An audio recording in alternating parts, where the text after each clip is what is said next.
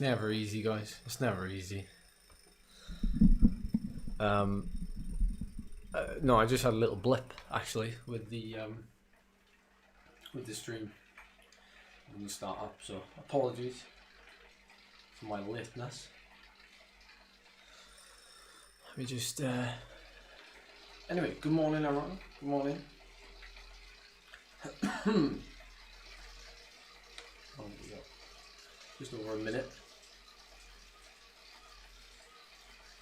Everybody.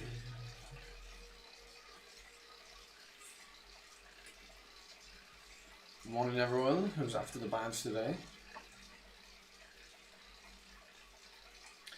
What the kilo plan is going to be like 2.5.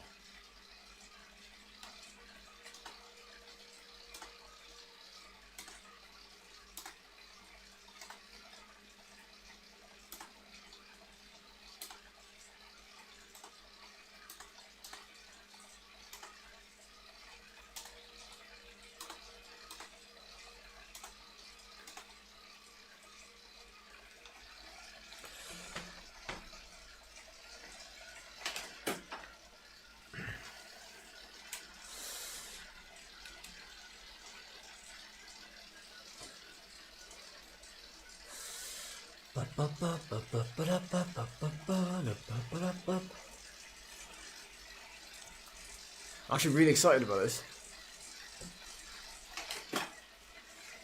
No worries, Bullet, no worries. Rightio, Scott. Thanks for that.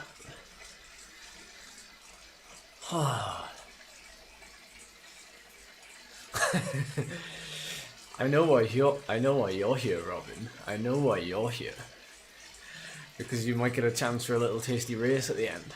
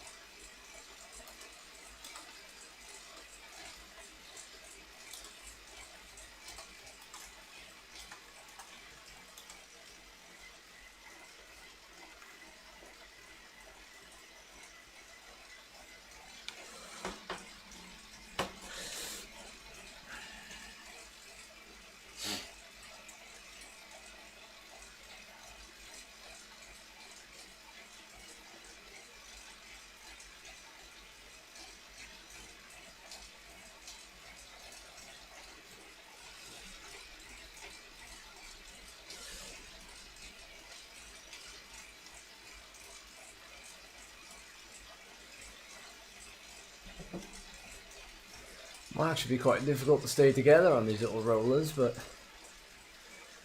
I don't know.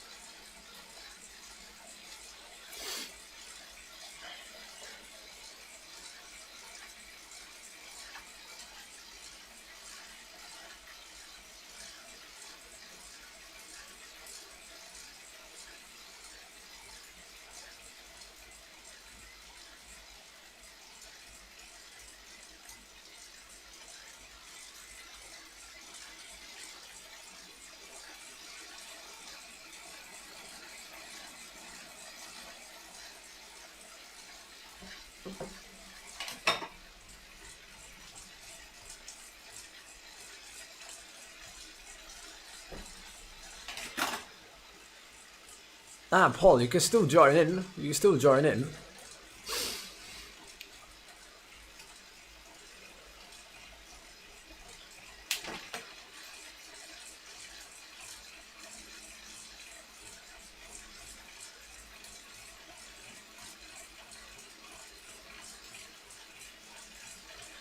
So I'm going to aim to keep my cadence a little bit higher on purpose today. I don't really want to be riding 75 RPM the whole time.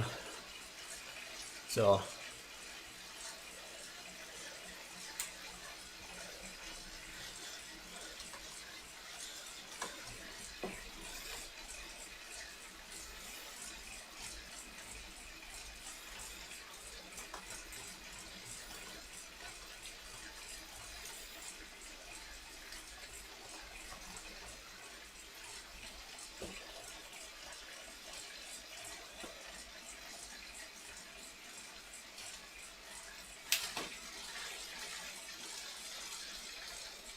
hit the arrow. Good morning, everybody, by the way.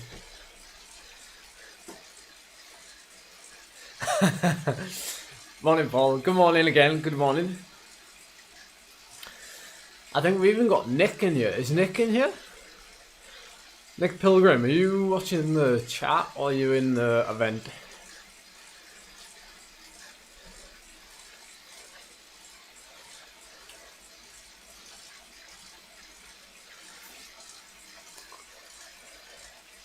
Oh, nice one, Zach. Look forward to it. Oh, there's Nick.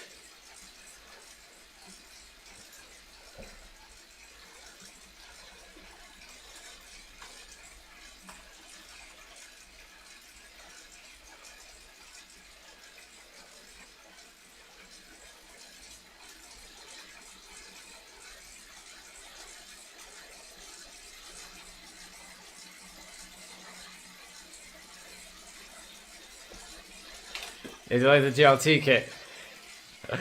I thought I'd try something different today.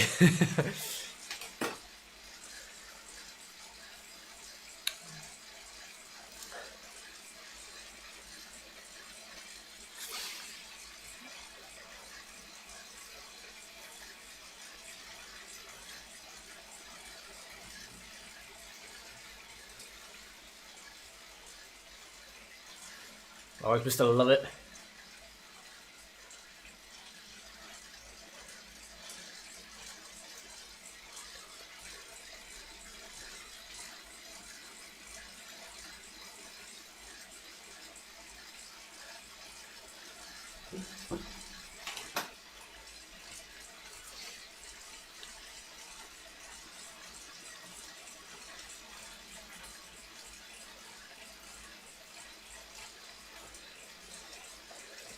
Alright, Chris. What are you up to today?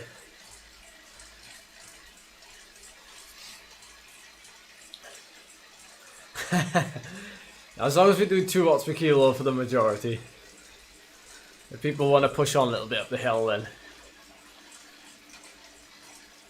just to get over it, innit? Morning, David. Are you in this, David?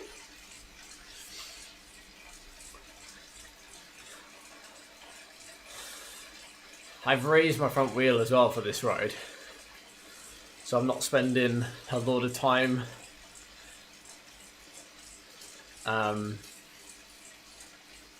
like leaning forward with weight on my hands for the 3 hours, or however long it's going to take us. So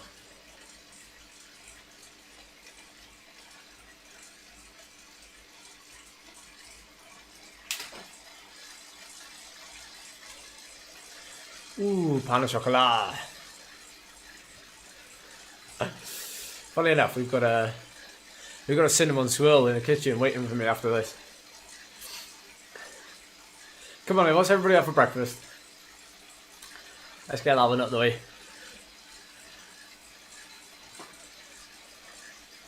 Yeah, that's right, Spin. Yeah, they stop glowing if you stop pedaling. Yeah, you're losing power.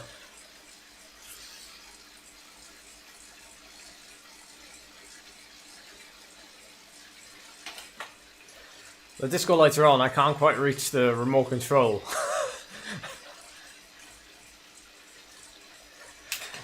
Vegan cinnamon swirl.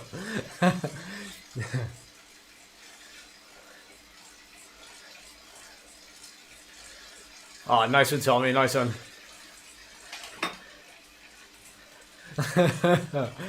Naughty, naughty, Mr. Carbohydrate. Yeah, well, I should have had my box of celebrations here, and box of celebrations. Actually, celebrations. Heroes. Heroes are nice. Of course, yeah. With you, Nick, it's actually, what time is it with you, Nick? It must be like. I'm gonna take a stab now. It must be like 1 p.m.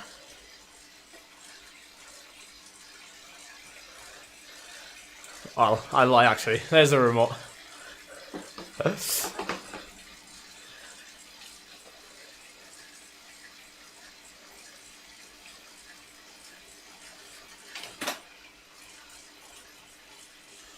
Oh, I was close. I was an hour out.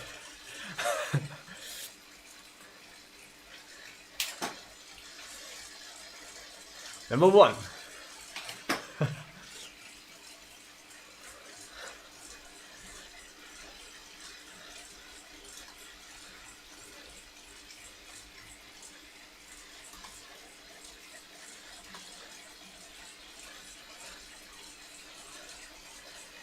The thing is, it doesn't seem like that very long, does it? Like 24 laps. Like, it doesn't seem like it's going to take very long when you think about it in laps. But then when you think about how long it takes us to do a lap,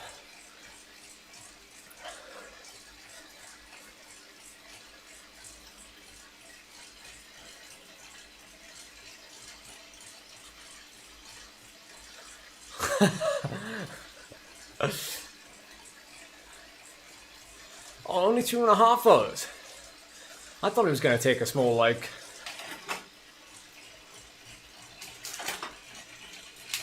Ah, yeah, I see what you mean there.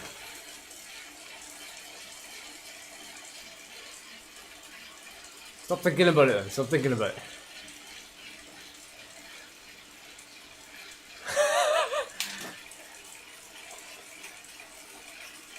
See if we can make it to this whole group, guys, because it'd be better as a bigger blob, won't we?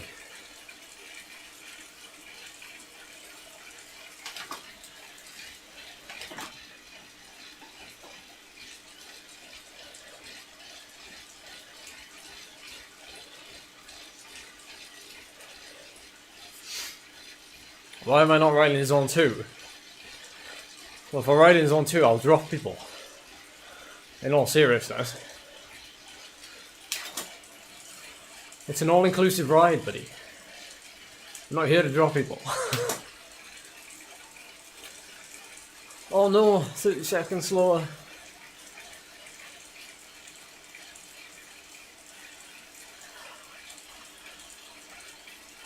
That's why you should have waited for us, Scott.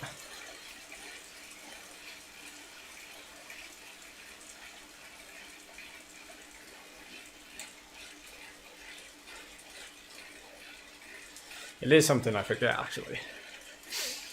I do forget that even unfit Ed in zone 1 is still 2.5 watts per kilo.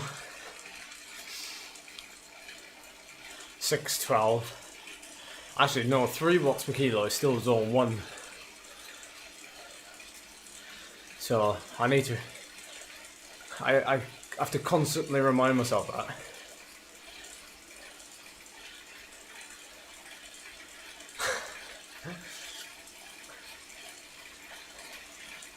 There's a fun story actually. When I was a junior, so it's going back some years now. Morning, Ryan. Some of you may have heard of Courtney Rowe. Courtney Rowe is the father of Luke Rowe and Matt Rowe as well. Well, there was Courtney still races. He like races the small, local club races in Wales. But it was funny a couple of years ago when Luke was like just joining Sky. Luke would go out and do like a training ride, and he'd be riding like borderline zone 1, zone 2. And his dad would have to ride like basically like upper zone 4 to ride with him. And like Courtney Rowe is like no slouch. For those of you who've raced like veteran races in the UK, you'd have likely have raced against Courtney Rowe. And he's a strong guy, like. Luke's just putting him in a hole at zone 1. Here's the blob.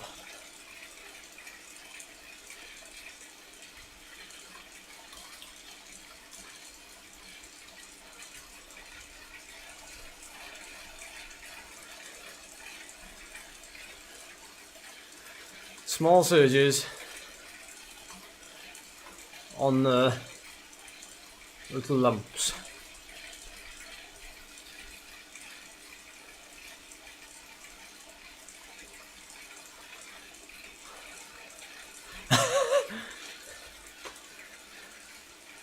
I don't think I will be able to do that amount of power at the end.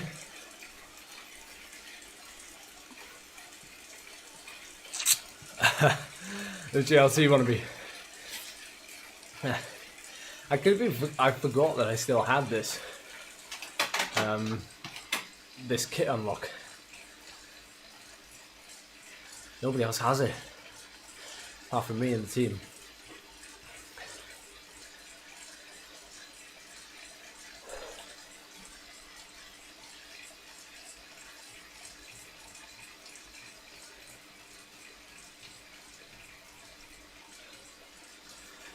Yeah, what about the descent, Robin?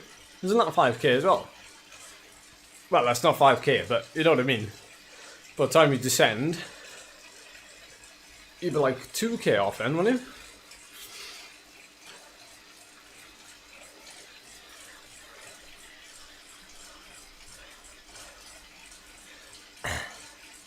How cold is the UK right now? It is 0 degrees outside of me. Oh, descent was included.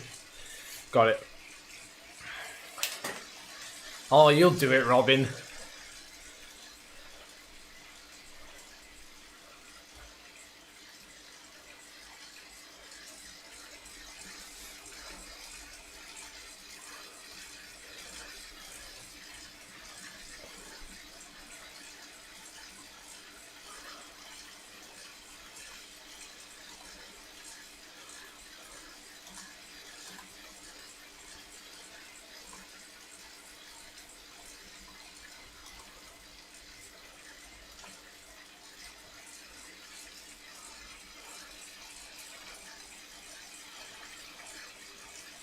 See what we can do in the final few. I was meant to say that.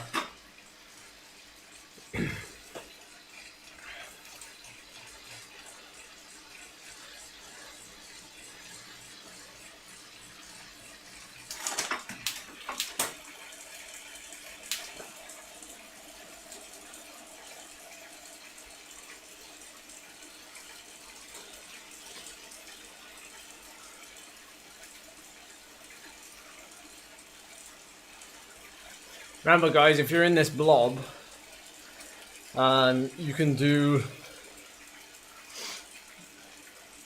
a fair bit of drafting. So those of you that I'm looking around, those of you that are doing like 2.5, like if you're really feeling it, you can probably do 2 and get away with it. So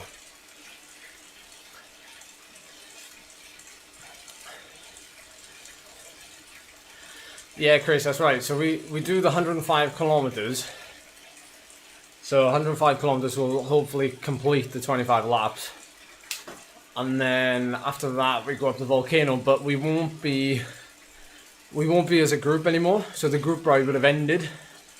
So you'll have to select the route yourself, if you know what I mean. You know, it won't be automatic.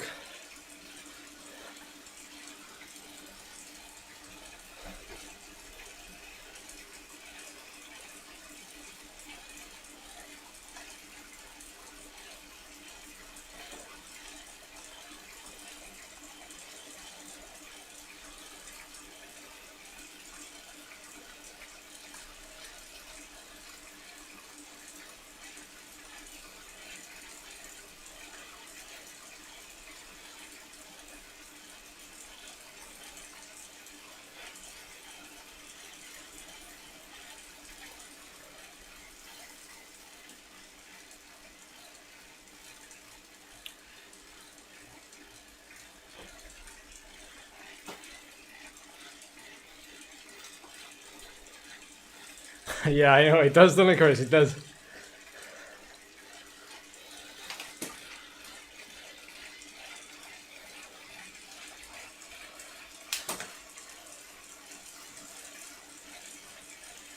Won't it be a TT anyway? If you get a head start, you're just going to ride as hard as you can to hold the gap, you know?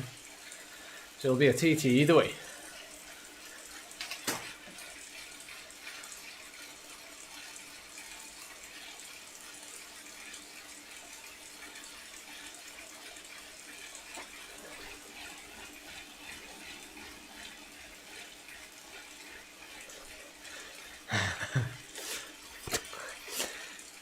For what to settle, Phil? Like your body or the group? Volcano climb is about 6-7 minutes, is it?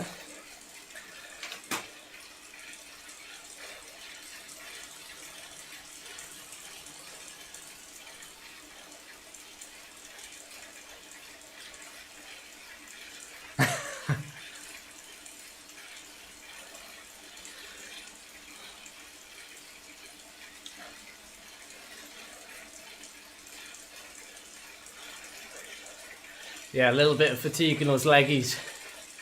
Plus it's early, so your body's a little bit groggy. I made sure I got up. So I got up at 5:30. So I've got enough time not to eat, but to come round. Because if I just got out of bed at like 7:15, yeah, if I got up at 7:15, I would have missed it. If I got up at 6:15, I'd be groggy as hell now. But to be fair, I can still do it. I can still get on the bike. But like, if you ask me to engage or do a ride, like, or have to do something, I won't be able to do it.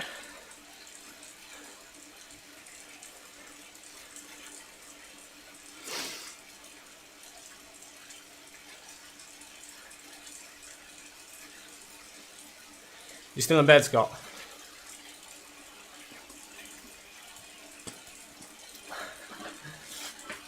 Weirdly, that's something that you, like, obviously as you get more tired from training, it can go either way, funny enough. You can either get more tired and therefore I think it's harder to wake up, or you can struggle to sleep. Like, of all the stage races I've done, I've never got to the point at the end of the stage race where I've been like, oh, I could sleep for longer, because I'm just like buzzing off of like the racing, and because I'm so tired, I just want to, like, once I wake up in the morning, like whether that be 5:30, I struggle to get back to sleep at a stage race. I think that's why so many of the pros, like, didn't Simon Geschke come out saying that he was on sleeping aids, sleeping tablets, etc., etc. That's why Science and Sport and other brands have come out with like sleep aids, like in gel form. I know, Robin.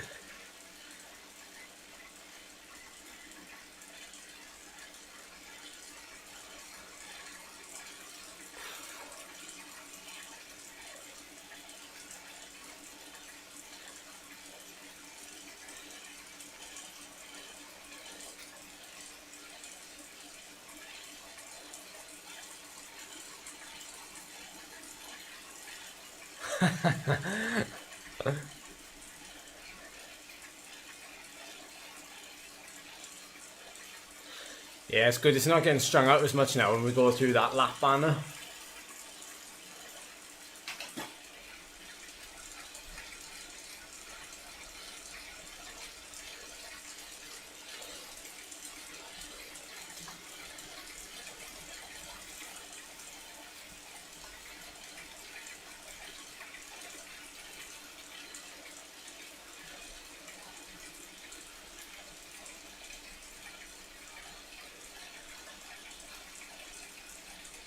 It is, isn't it, Paul?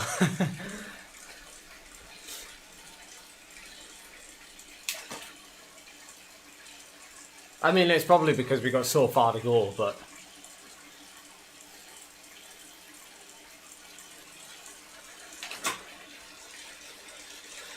Robin, why don't we do it like this? You know the flat section in the volcano? When we get to that, I'll back off, you guys go ahead, and then after we come out of the volcano, you know when it kicks up again for the last, you know, K&a half or whatever it is, it's fair game. How about that then? So there's like a minute section there through that flat bit where I'll completely ease off and then have to chase to get back on. Is that a good compromise? Or I don't know how much of a gap you'll get there, maybe about 20 seconds, 15 seconds or something, I don't know.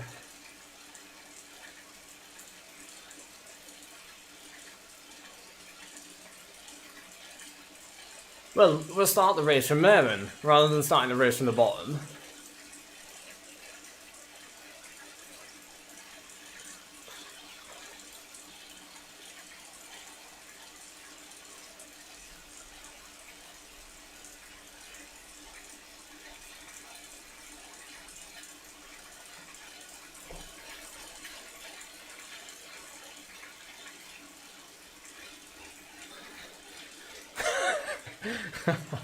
No, Michael, no.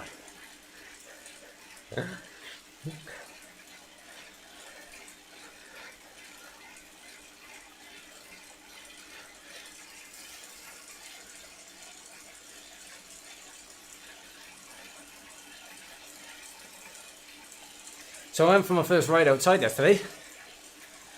Me and Charlie went out, we did half an hour. It was nice to get out.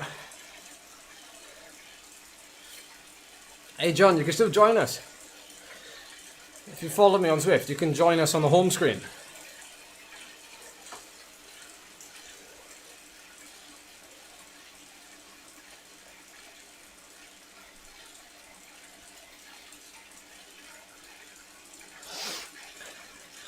That video will be coming tonight.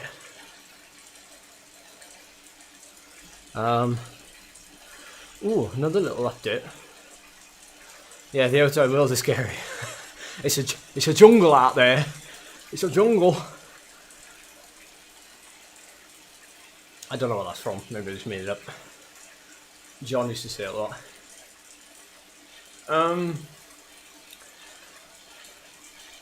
The chest was fine in the cold air, yeah. As far as I'm aware, I'm 100% now. I'm back to normal. No symptoms. No lasting effects, nothing. So,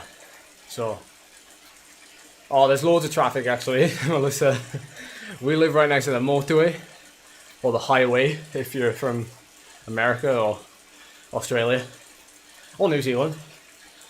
So, yeah, we live right next to the highway. It's a bit mental.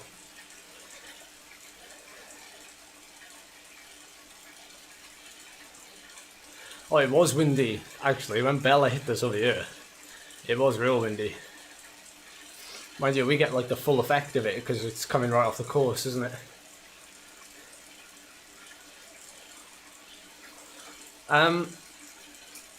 Anyway, what I was going to say was, I'm currently in the process of designing replica workouts for the WTRL Season 2. Those of you that I coach, you'll be getting them anyway, especially those of you who are racing the WTRL Season 2, which starts on the 12th of Jan. Some of you are going to be guinea pigs. You're going to be trying it for me, see how doable they are. They're not as hard as the sessions I give Phil Lovett. I basically give a session to Phil Lovett and I just say in the description, you must be on the floor after this workout. Oh, it's a song, is it, Melissa? Yeah, so anyway, this WTRL Season 2 bunch of workouts, there's like 8 or 9 workouts, and they simulate the actual courses and the way I think that the race is going to pan out. So obviously it's not like gospel, but I've been really creative with them. It's quite interesting, but hopefully you'll enjoy them. And Zwift, are gonna host them as actual events. So, you know, like Alex Dowsett was doing like the time trialing thing. So you could time trial tips with Alex Dowsett. It'll be the same thing, but with me and the WTRL and boat racing team. So hopefully it'll be a nice little collab actually. But I gotta get my backside into gear and like, because I'll be doing the workouts as well with everybody else.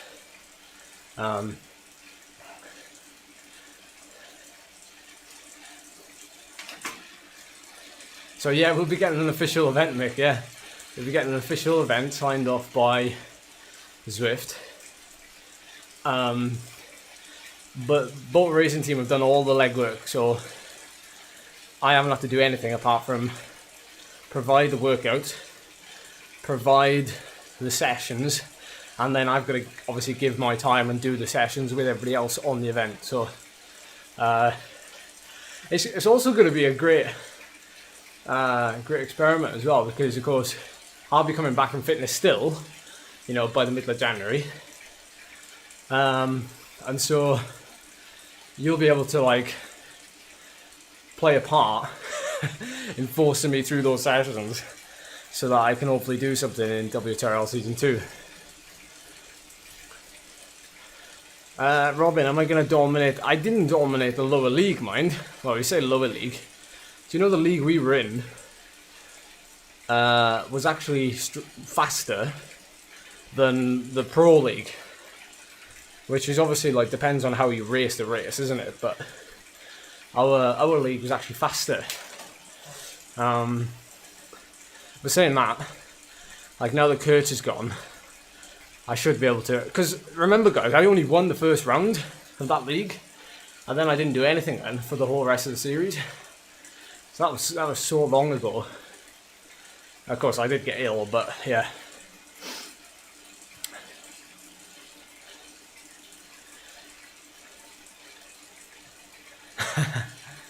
The fiddle of a skill.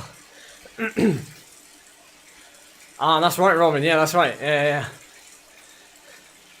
I forgot about that. No, there is a relegation zone, but we weren't in the relegation zone. I think we managed. What was letting us down more than anything was the team time trialing, because of the varying abilities in our team. So we ended up struggling in the team time trials. But I think we got it together then, and we managed to just pick up some points later on. And Freddie Ovett came on board then, obviously. Freddie mode.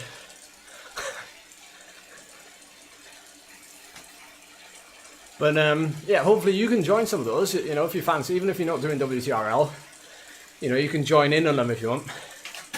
You know, there'll be no 100 rider limit, that's for sure.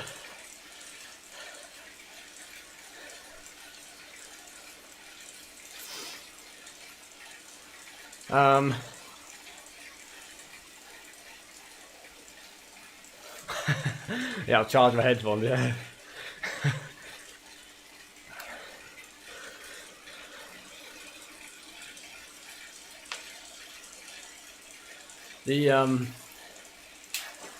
That's your ball, cheers. Whew. Ah, that's right, Mick, yeah, the Richmond one, forgot about that one as well.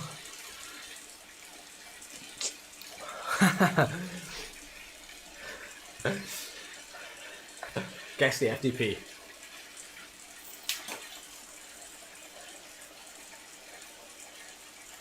My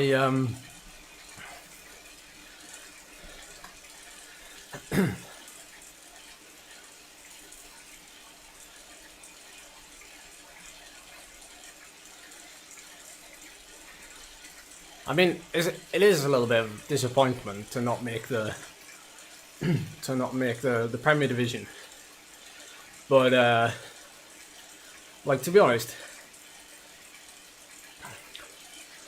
you know, we'll get there one day. Like, you know, we'll get there one day, and I've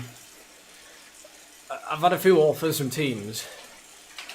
Yeah, no one as big as Legion, obviously. Like, for Freddie to get a shout in with Legion it's great that somebody notices, you know, a man of similar talent, good talent rather, and I think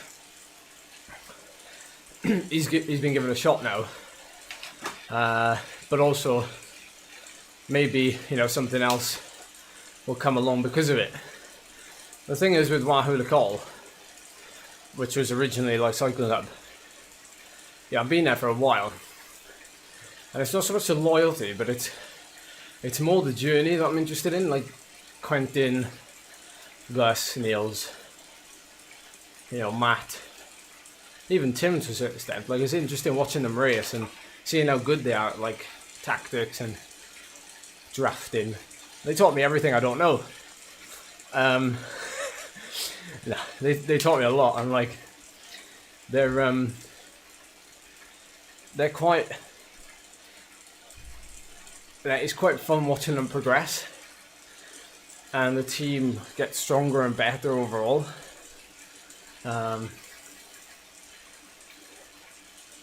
So I will try and shoot for 6 PM for those workouts.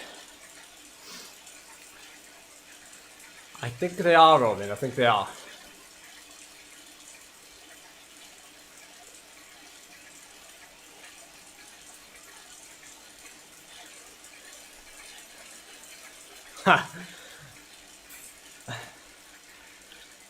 I didn't get in a bike, I don't think.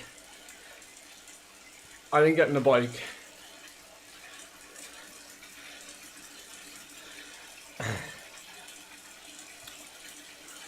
I don't know, I'll probably have to like break the Alps to Zwift record or something for the bike. I don't know. I'd have to do more than I'm doing now, maybe. Maybe I need more subscribers on YouTube. That's probably it, actually.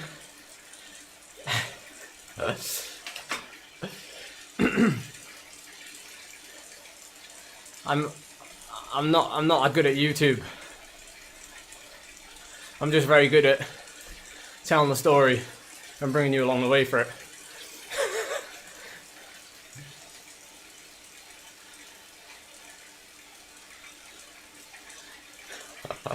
You stream too much to be given a bike. Get around to that.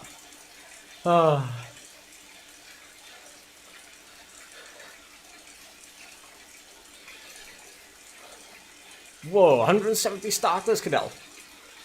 That's mental. I hope you won.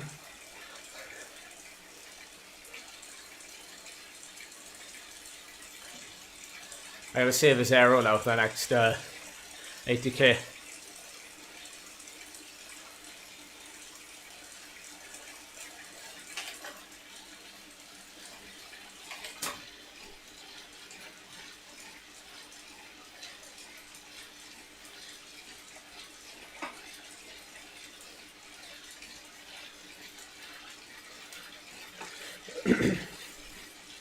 Well, considering I got 10,000 views on a video that lasted 2 hours of me just watching the Zwift Worlds, you'd have thought any sponsor would be grabbing to be part of that.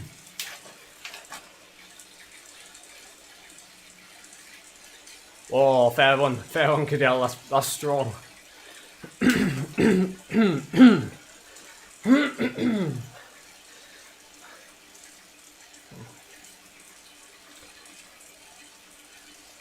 Oh, Chris, 140k. Don't tell Phil of it.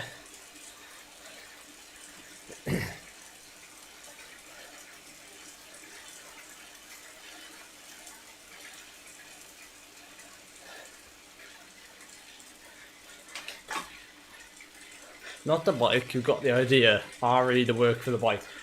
Can you speak in English instead of comment?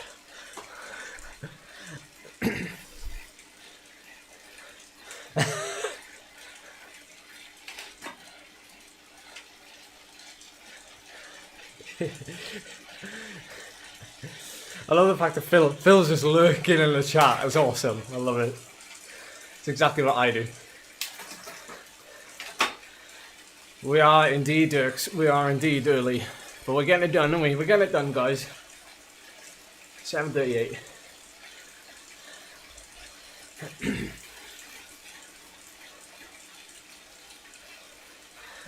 Comment on Jabba speed.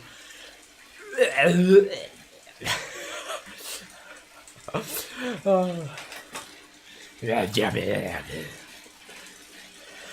We were watching. We were watching the behind the scenes for the Phantom Menace and the Clone Wars last night. Just stumbled across it on YouTube, and they're like an hour long. It's really funny though, like seeing how they make Jabba, seeing how they make all those characters, and of course CGI Yoda. I don't know where most of you stand on CGI Yoda. Yeah, personally it's set the trend, didn't it, for CGI, but they took a leap of faith there because of course the original puppeteer wasn't able to take the place of Yoda.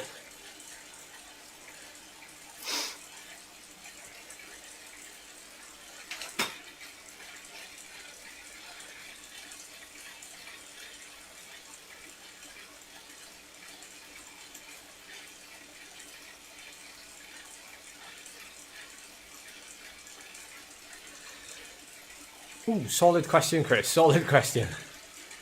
Yeah, Frank Oz. He was Yoda. He was your dead.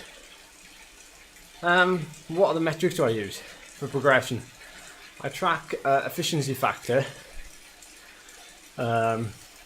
Obviously, smaller things you can track are like annual mileage or annual volume. Annual volume probably is a little bit more relevant than mileage. Annual TSS, if I can handle more workload, then obviously I'm getting fitter in some respects. I talk about it in the videos coming up tomorrow, but my 7 watt per kilo test that I'm going to do, people were really interested in it when I did it last time, where I just tried to hold 7 watt per kilo for as long as possible. That's like a little fitness test that, you dumb it, like, it doesn't have to be 7 watt per kilo, but if it was like 4 watts per kilo, how long can you hold 4 watts per kilo for? Like if your PB for, say, 20 minutes, for a 20-minute effort is 3.5, how long can you hold 4 for?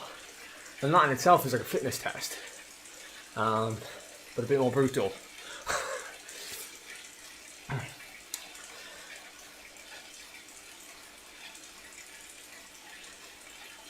I mean, to be fair, the other metrics that I track, Tommy,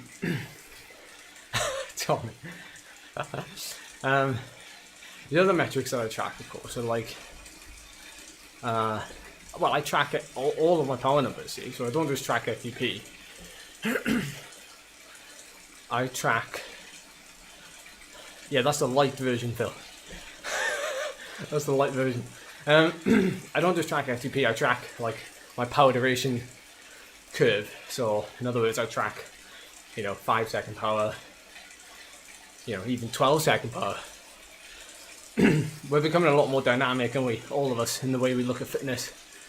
We don't just look at it as an FTP number anymore. Because of course some of you, come neck. It's called sleep. What do we call that? Sleep, like sleep. When you wake up in the morning, you got to clear your throat all the time. I've got someone more cool actually. She's found her little strength in 12 and 24-hour time trials, and it's amazing. Her FTP. She won't mind me sharing this because she's quite open about it. Anyway, her FTP is about 210, but she can ride at 190 watts for like 8 hours, 9 hours. Like she can ride that close to her FTP, and it takes like obviously quite a bit of practice, but it also takes like a certain individual, and she's done no training whatsoever, and she's able to do it. Like. I'm not gonna say Training Peaks is the best tracking tool. I mean, I'm not like GCN. I'm not paid to say that. Seems like every GCN video just says paid promotion at the bottom. But I've used, have you used today's plan? Anyone here did today's plan? So today's plan is pretty good actually. But the majority of people use Training Peaks, and it's far easier when you already have like a firm grasp. I mean, the best one is the one you have the firmest grasp of, you know, the one that's easiest to read, the one that's easiest to understand. Intervals.icu is a great website. You can link with your Strava if you're a big Strava user. Not paid to say that. Basically, you can, you know, see your fitness graph, you can see your performance management chart, you can see like time in zones, you can see estimated FTP, you can see a heck of a lot of stuff. So that's a really good like free base software. Well, it is free at the minute, so probably isn't going to be after this video. But Training Peaks like works for a lot of people. You know, the app is really good. Last time I used today's plan, the app was absolutely abysmal and you couldn't really use it. I don't know what it's like now.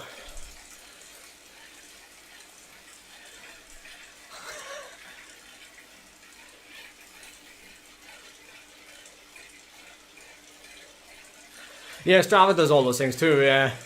It doesn't estimate your FTP though. It doesn't estimate your FTP. It doesn't track like your efficiency factor. It doesn't give you like, it doesn't give you like a oh my word, I'm blanking on it now. It doesn't tell you what type of rider you are, i.e. sprinter, etc, etc, and how those are improving. It's far more detailed.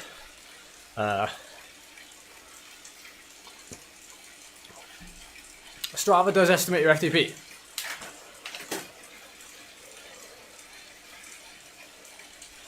Oh no, I see, sorry, I'm jumping ahead of the chat and then... Where does Strava estimate your FTP?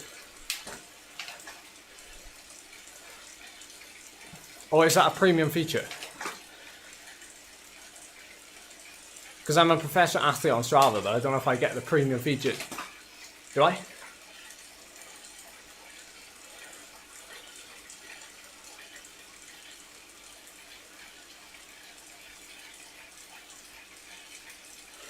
Oh yeah, Strava's top notch.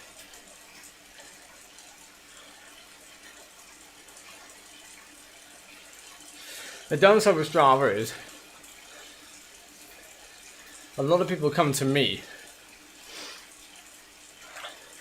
A lot of people come to me for coaching. A lot of the times they've said to me they use Strava. They don't use anything else. They use Strava. And you know, they say that it's very good for tracking the things they want to track. They don't really know like what's good and what's bad to look for, but also they can't plan ahead. There's no like calendar format, so you know, it's good for reviewing, I think, but it's not good for planning. Well, I mean, it can be. It depends how you use it, innit? But like if you looked at the performance management chart on Strava, you could kind of guess where your training needs to go. Do you know what I mean? But in terms of actual planning, you know, that's what the other platforms are for, innit?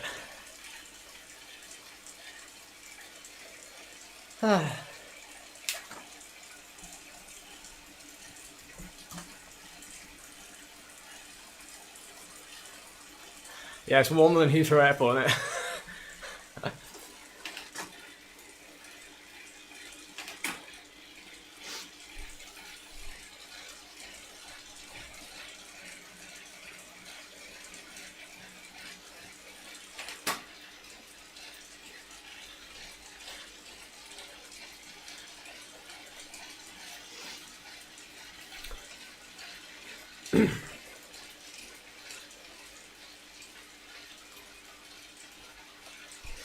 Yeah, that's it, Nick. Yeah, segments are a godsend, especially this year.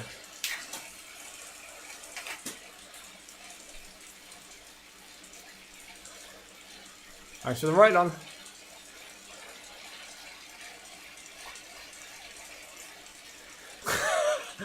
I'm glad you said that, Paul. Oh, I've seen some top Phil shaking moments. We need a montage, I think, on YouTube of Phil's top shaking moments. I don't know what it is like. It's not good.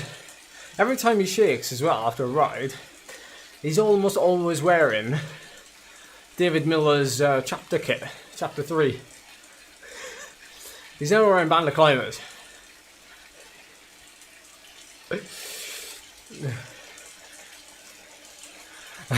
2 hours long.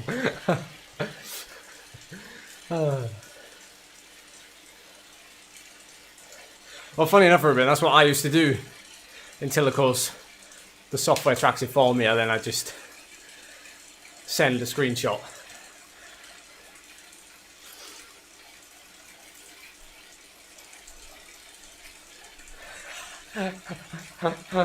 Jeff, where?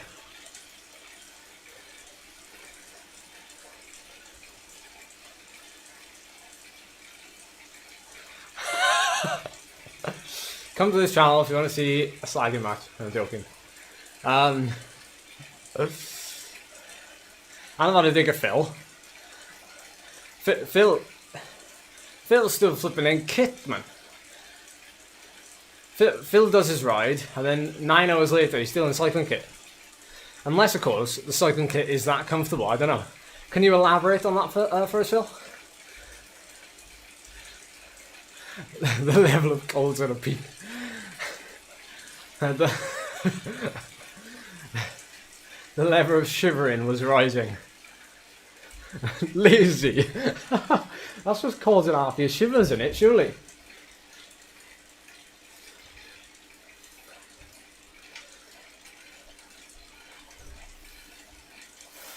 I can't stop at a cafe for longer than half an hour, otherwise I get the shivers.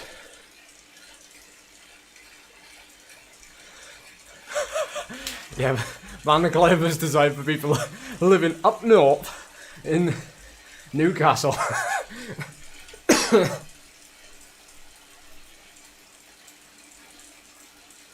Mind it? You're going to work now? 10 minutes. No. I'll see you in 10 minutes then. Charlie's first day back at work today. Yeah, proper grim. Yeah, proper grim. Yeah, Charlie's back at work now for 2 days, and she's off for 4 days again.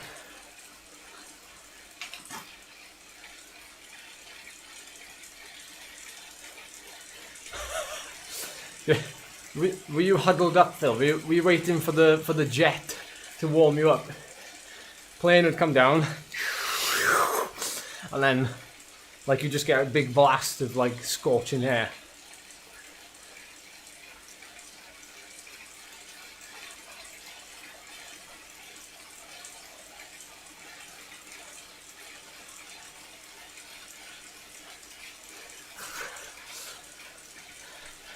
Dedication to the vlog.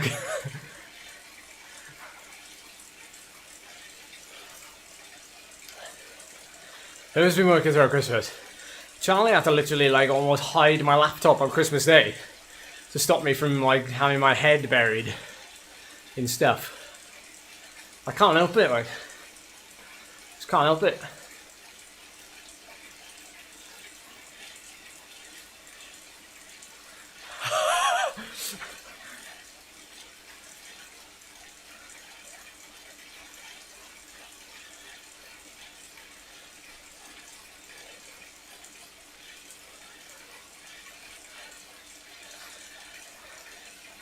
Jane, you need to, like, if Jane's listening, you need to slip, like, some sugar into everything that Phil eats and drinks from now on, just to give him a couple of extra pounds to carry when he's out on the bike. I'm sure having 0.7539% body fat doesn't help.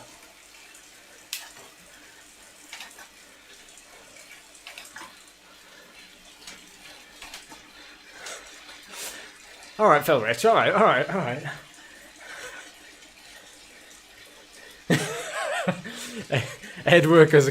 EDMODE's a key worker.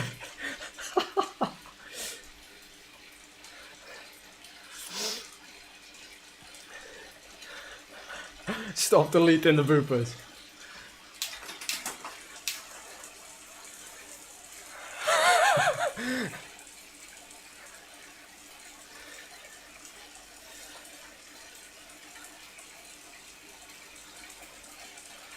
Government funded.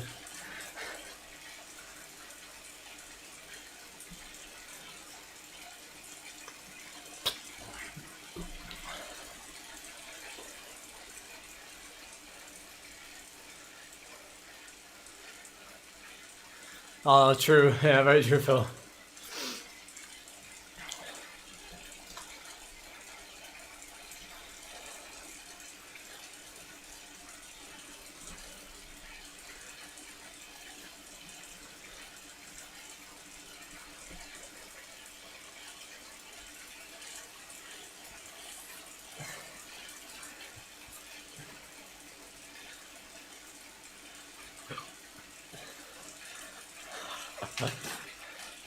Java's always on. Sticking to a good schedule there, 6.5 minutes a lap.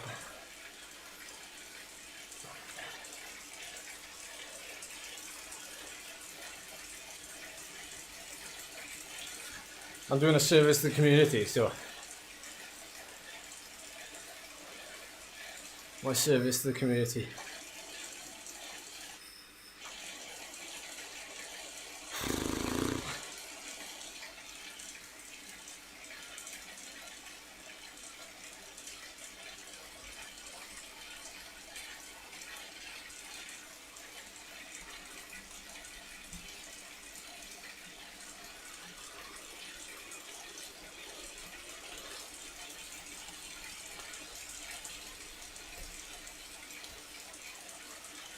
I think genuinely we're going to have a pee break on this.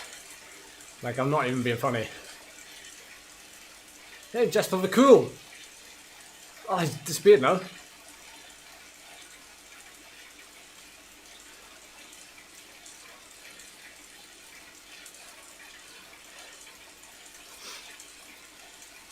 Only 28 likes. Well, like it, Scott. Like it, man. Hey, Mish. Hey, Mush. Hey, Mush.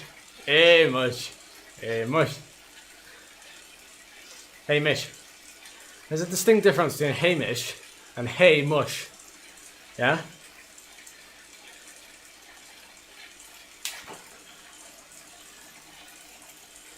You know what? Having my front wheel slightly raised off the ground is helping.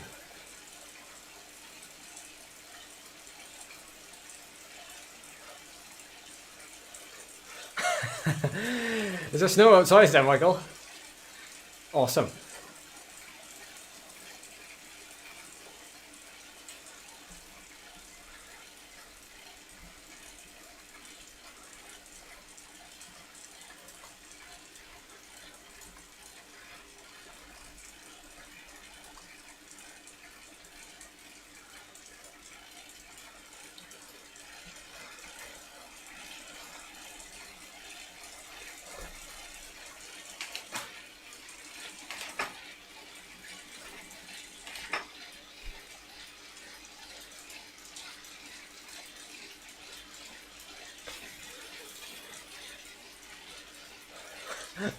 Yeah, halfway up the KOM, yeah.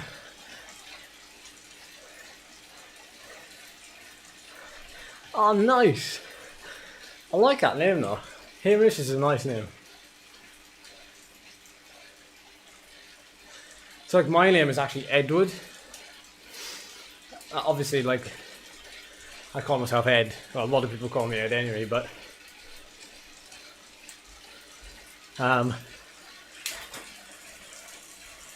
yeah, we have in Wales. So sometimes we say to people, "Hey, Mush." So obviously, hey, how you doing? Hey, and then Mush is like mate. So M-U-S-H. Yeah, Ed will having trouble. Yeah. Edward? My boss used to call me that. Team manager used to say, Edward, why have you spat at the back again?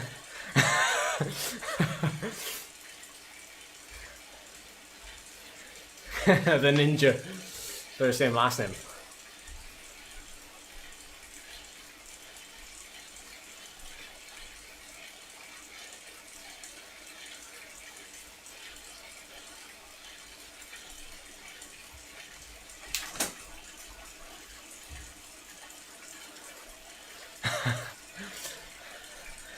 Now I got dropped on a descent because I was crap at descending. Funny thing is, like, I was good enough to descend. Like, obviously, like, I'd stay in the race, stay in the front group. But like, the difference between like a very good descender and like your average descender in a bunch is like miles different. Like, you see like Alaphilippe or any of those guys going down like the Poggio in Milan San Remo, and the difference is like another level. That's why I get strung out so much. Like.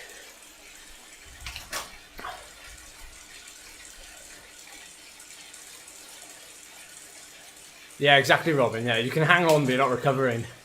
You're not recovering because your heart rate is really high because you're panicking. And like, you know, you're obviously like thinking like, I don't want to come around that corner. I don't want to make a mistake. I don't want to do this. I don't want to do that. I'm like, I know. I better not. I better not, Robin.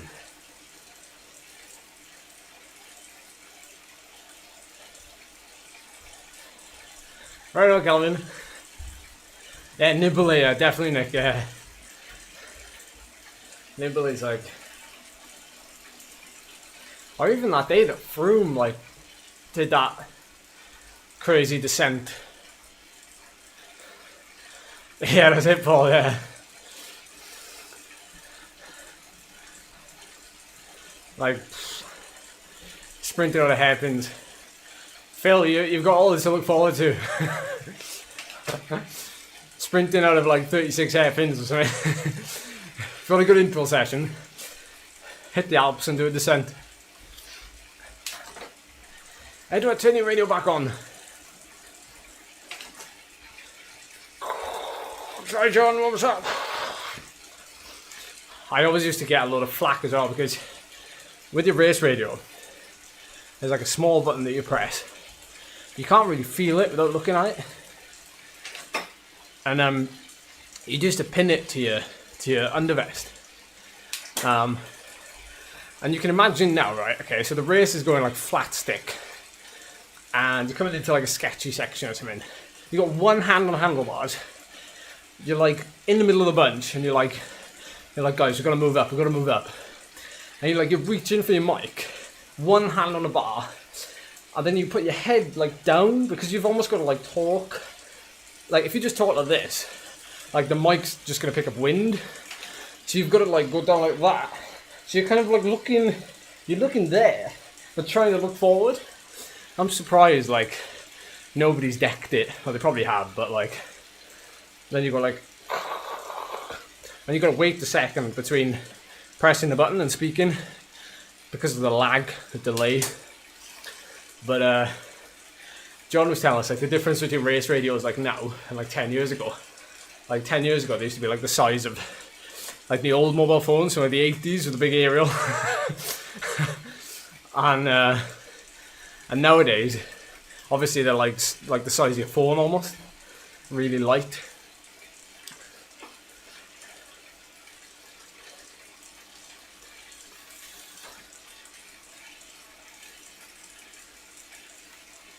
No, they haven't banned the Super Talk.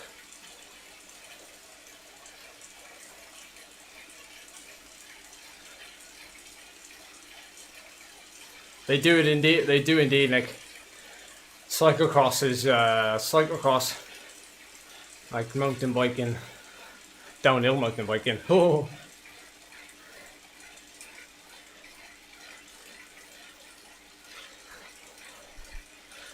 I agree with you, Niels, especially when it comes to skill and the high speed.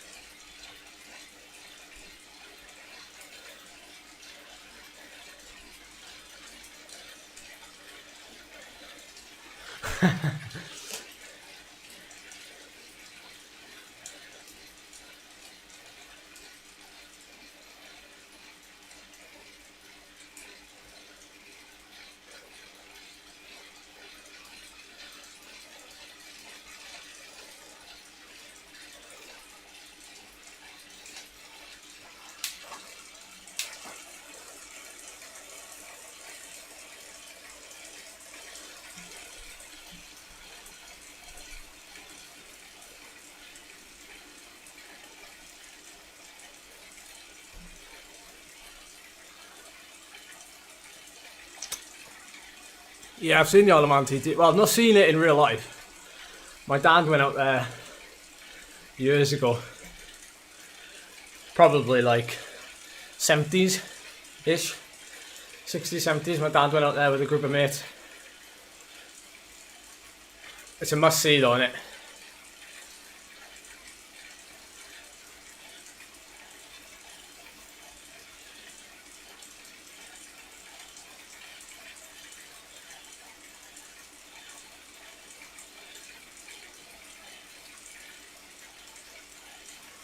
Oh, I know. And so the Isle of Man, the race that we did 2 years ago on the Isle of Man, followed the same route. So I've done a road race on the same route that they do the Isle of Man TT on. What was it, about 40 kilometers a lap? No, it's not. 60k. I can't remember how long it is though. Something's telling me 40k. But I think it's longer. I think it took us like well over an hour to do a lap. That's why 60 rings a bell. I'm sure you correct me. 37 miles. That's it, yeah. So it's like 60-ish K. Yeah. But I know there's some big drop-offs, isn't there? So if they take it too quick, if they take some of the bends on the exposed sections too quick, they just go fly off the edge. No, we didn't average 130. That was when I took Matt Holmes to the sword. Me, Matt Holmes, and a Zappy rider out-climbed everybody else. And then Matt Holmes dropped me on the descent. I kept checking on the stage, yo. And Matt Holmes dropped me on the descent. I forever will always defend my reasoning for dropping was because I had rim brakes and Matt had disc brakes. And it was a very greasy descent. And it was very misty. Couldn't see anything. Glasses were useless. So I was like literally wincing. I was a sharp bend halfway down. A right-hander that was quite sketchy. And I got dropped. I got dropped with the other guy. So Matt went away solo. But I was like, I was punching it on the ascent. I was like, why can't we just finish at the top of the climb? Like, what's the point? What's the point of blooming making it a hilly race and finishing in a sprint finish? I will forever rant about that, by the way. I will forever rant about how races are made hilly and then they have a flat finish. Not so much the big races. I mean, like races like that. You go to work? Yeah. Bye. Have a nice day, guys. Don't work too hard.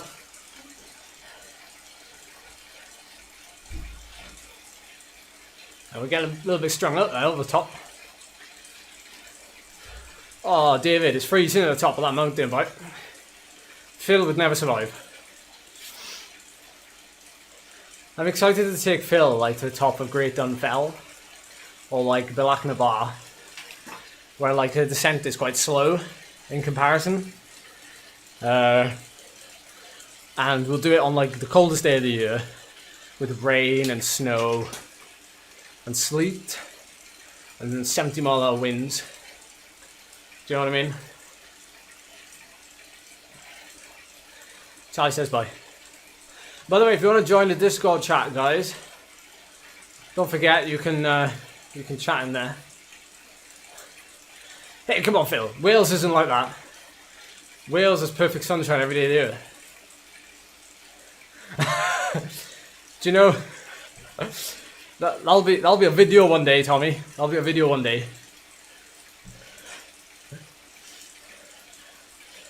I took Phil to the highest point in the UK in the worst weather conditions known to man, and this is what happened. ...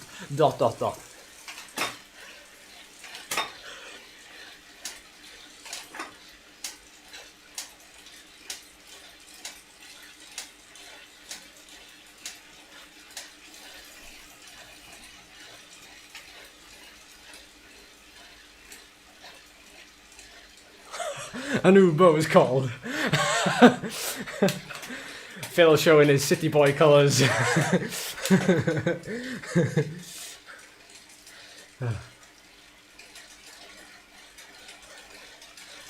Oh yeah, the Buckle Groyce. Oh, the Buckle Groyce would be horrific. Because that's such a slow descent. Oh, Niels, you brought the tone down.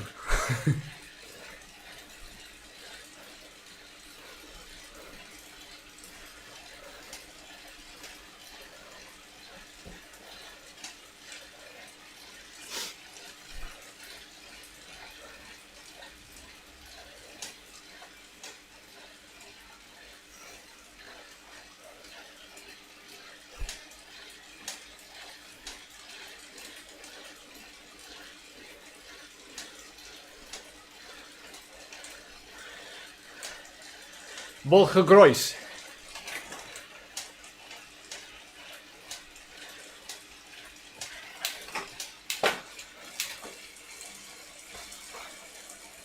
To be fair, Phil, I think you'd honestly really enjoy it around here because of the sheer amount of riding you can do on a cycle path in the middle of nowhere. Like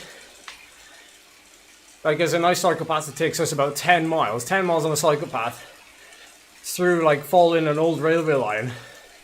It climbs the whole way for 10 miles. Okay, in fairness, only 1%. But then it gets to the top and you can turn off and then you can go into the Gwendryd Valley, which is what I rant about all the time. Like, it's the hilliest place to live in the whole of the UK.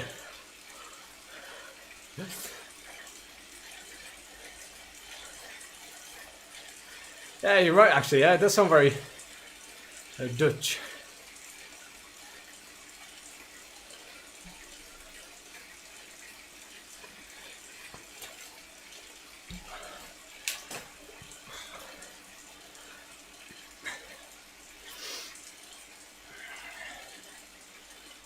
Who's just off the back? Who's just off the back?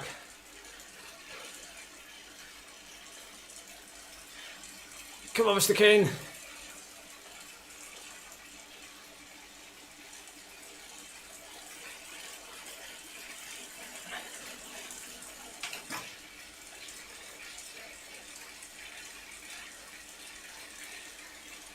Nant. Not ridden actually. Pan flat, that guy, pan flat. A40 the whole way, Gareth. A48, I mean, not A40. San Beres. Nice one, Jason. Alright, where are we now? 46k, so halfway is what, 52?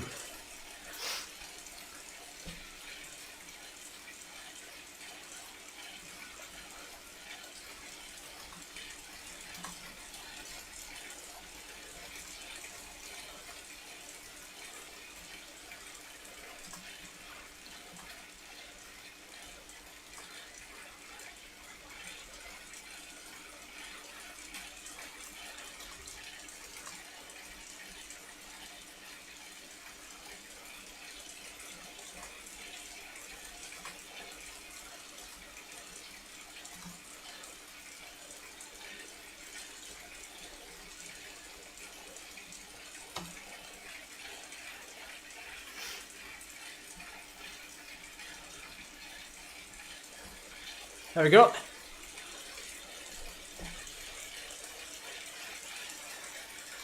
Day one. Yeah, definitely, Paul, definitely. You can... Yeah, you can have so much fun. In such a small country, you can have so much fun. I'm sure it's the same for, like, you know, Belgium, and you can have so much fun. Although I've raced there, so... As a junior.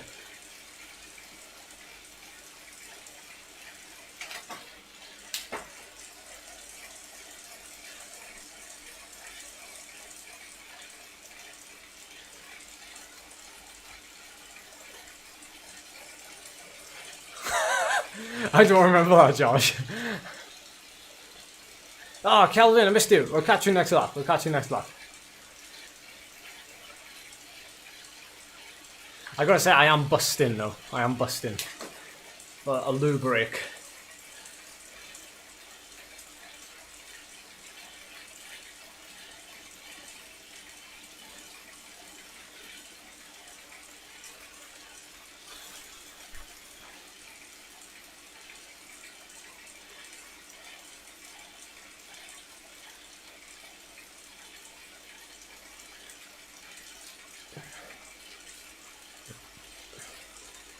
Nice one, Kev. I know you're watching the stream.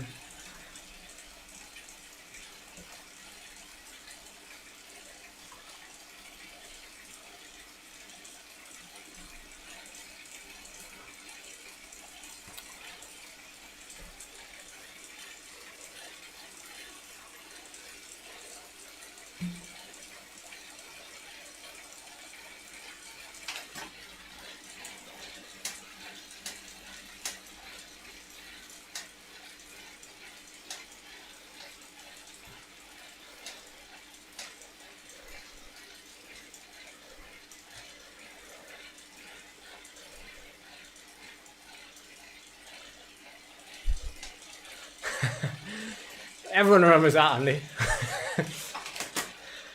You can't unsee it once you saw it.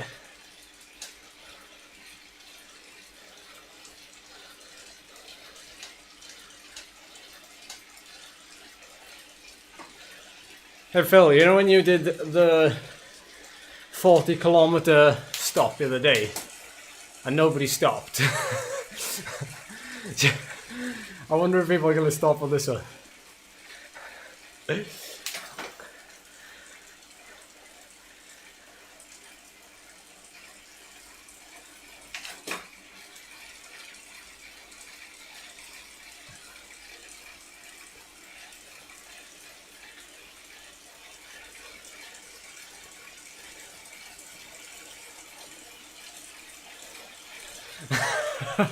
The cortical lava.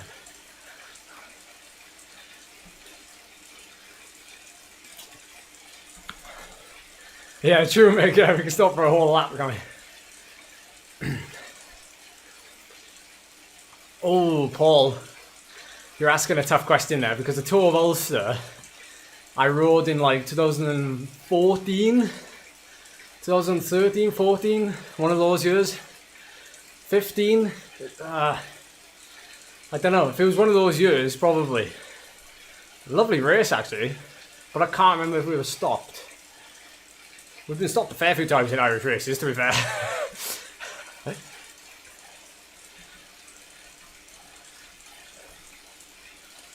Okay.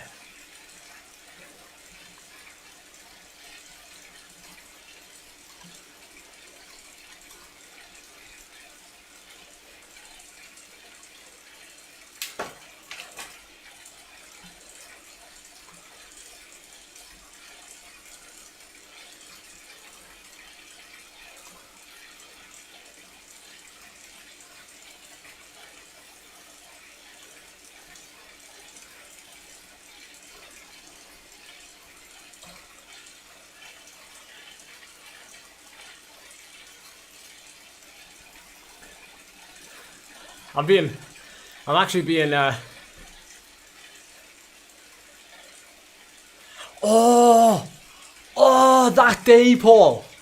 Oh my God, that day was probably the hardest day I've had on the bike. The shivering that was going on there that time was like, it was next level. I remember the race, the brake hadn't gone that day. The race was on fire the whole day. And then we got to those mountains and we nearly, like the whole bunch just got off. And we were sat in a team car, four of us. Tim Kennick, who was our team manager at the time, filling in for John. We got in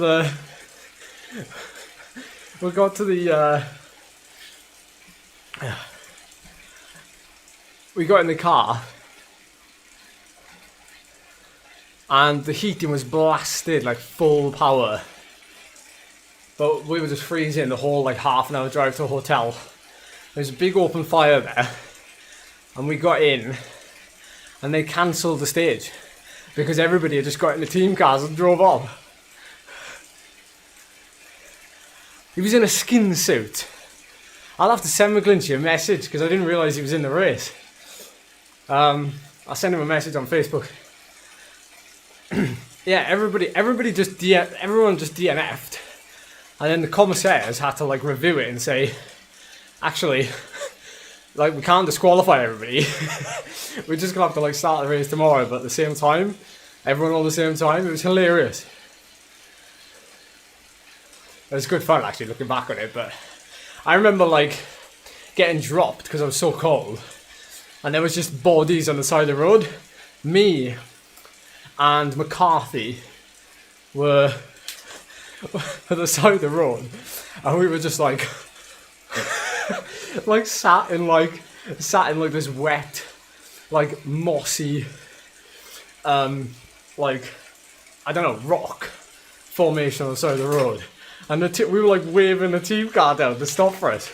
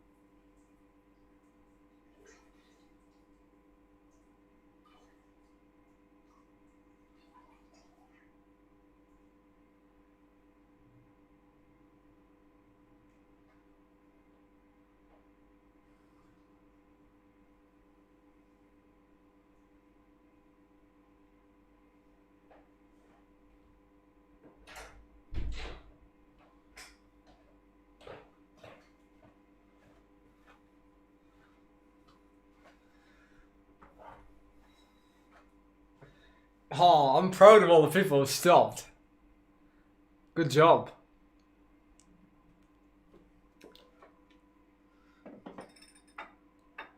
Okay, we've got 3 minutes.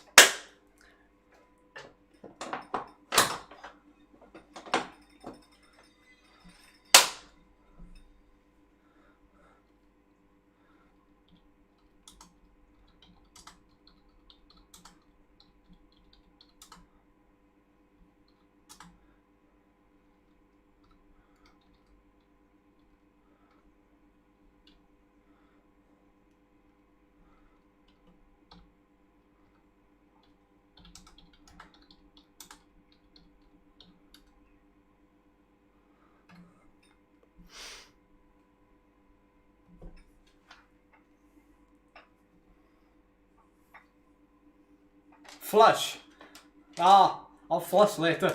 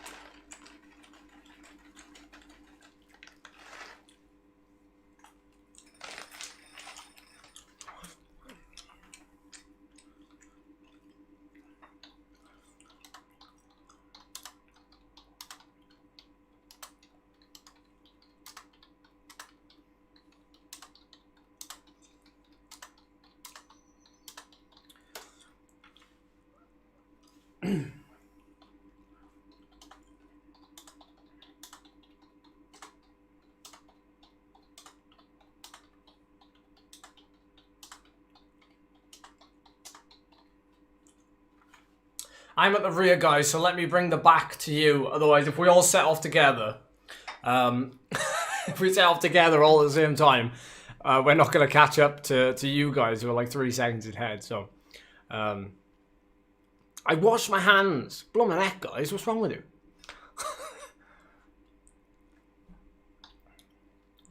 Right. 20 seconds.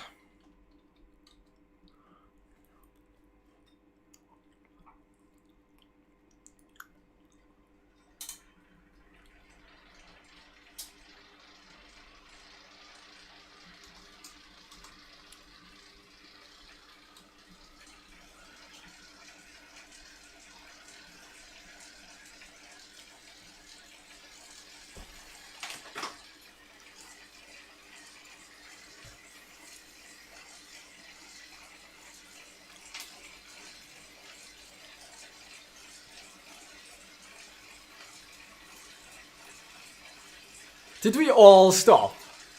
Cheers, David. Thanks, buddy. Thanks for joining, actually. Thanks for joining.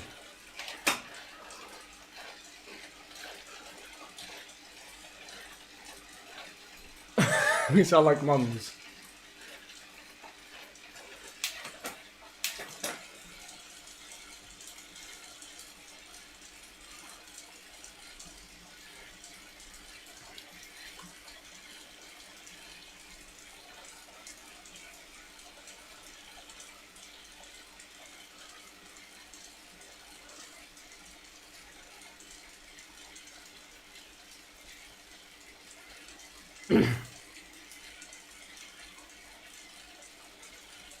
Come on, Nick. Come on, Volcano. Bring that suck bark.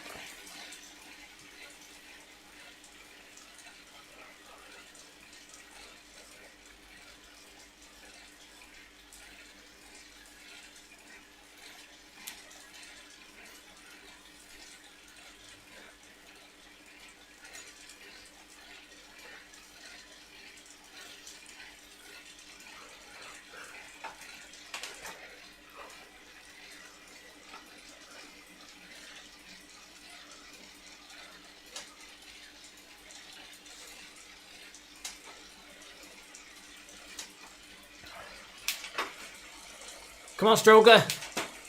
You got it.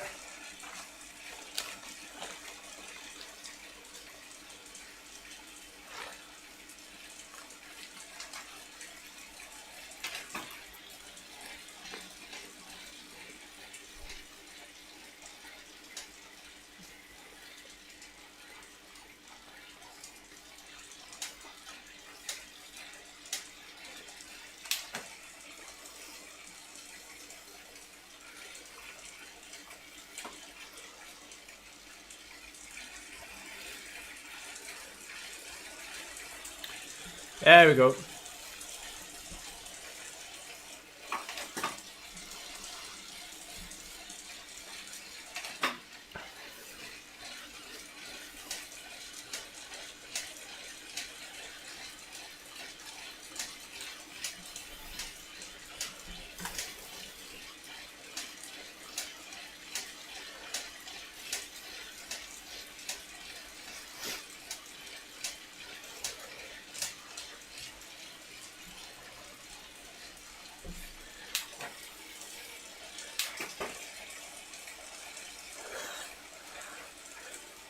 I've washed my hands.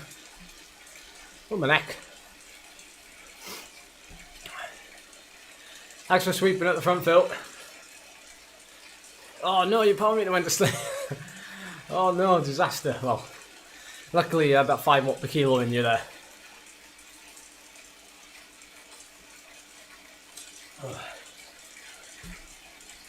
How are we feeling?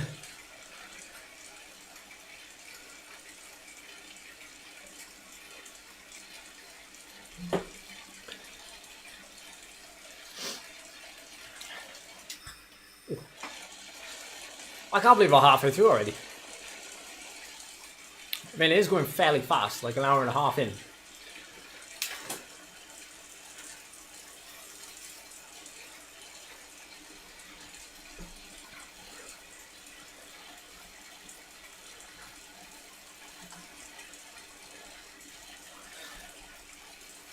I'm good, thanks. Thanks for asking, Phil.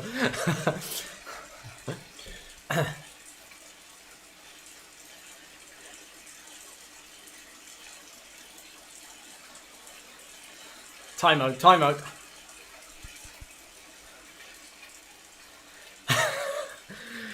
You got this, Lee. You got this. You got this. You've only got another 50k.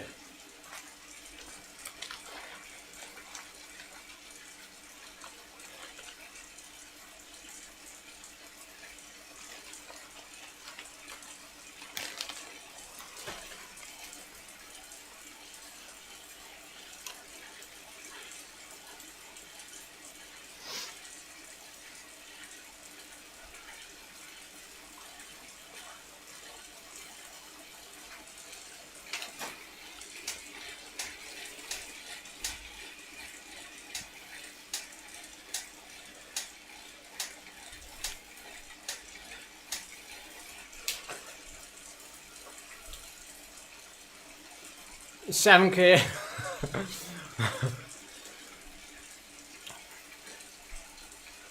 I got a bit of a clicky pedal. Only when I stand up though. I have to put my cheap pedals on.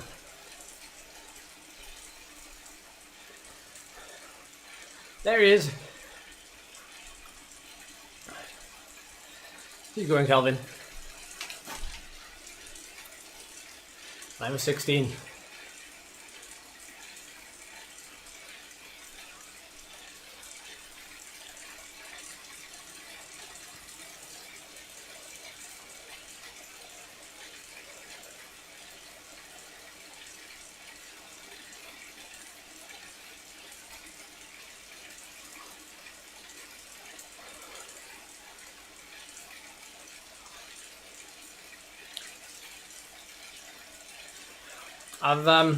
My ride through today is water and fruit, nuts and seeds. Got some sultanas, dried cranberries, pumpkin seeds, hazelnuts, flaked almonds.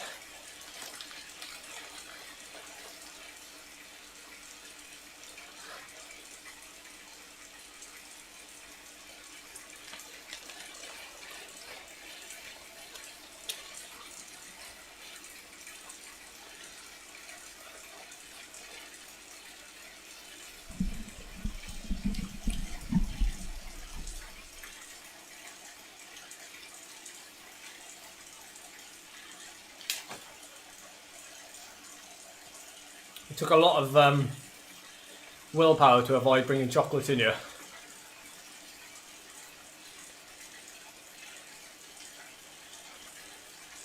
Yeah, we're doing alright, we Connor.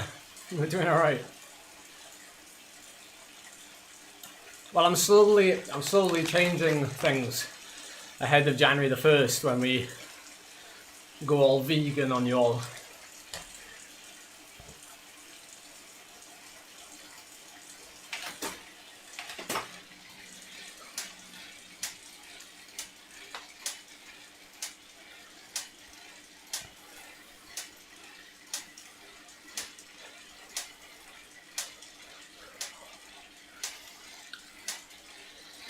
Well, when I say vegan, I mean plant-based.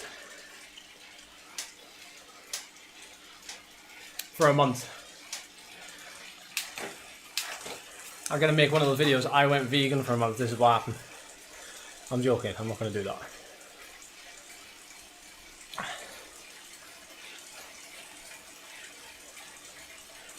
Oh, Haribo pythons.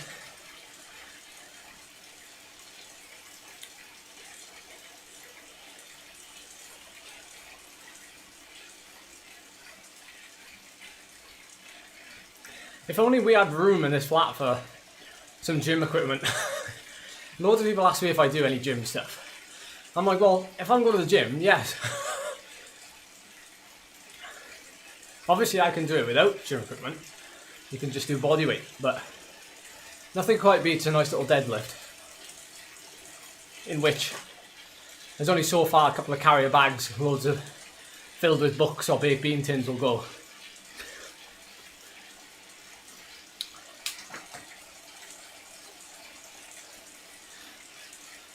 Don't tell him, Michael. We don't want him any stronger. Gunner, it's usually because they have training difficulty on and they just naturally press on up the climb. Roger that, Melissa, roger that.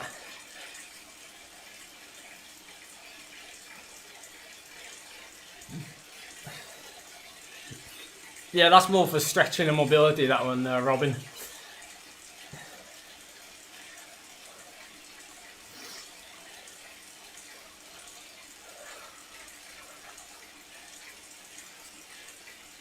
Or kettlebell, yeah, you're right. I'm not quite strong enough in the old upper body to hold a 60 kilogram kettlebell in my hand. You've got to remember, guys, you're talking to me, and you've got to put aside the phenomenal on the bike performances and look at me like a complete blank canvas.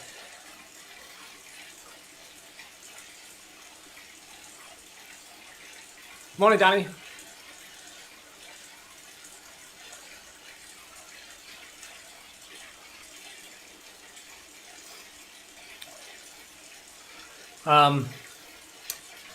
Yeah, the dual recording thing. So I use my Kickr for the power you'll see now on the screen. And then I use a 4i power meter left-sided crank to my Wahoo head unit.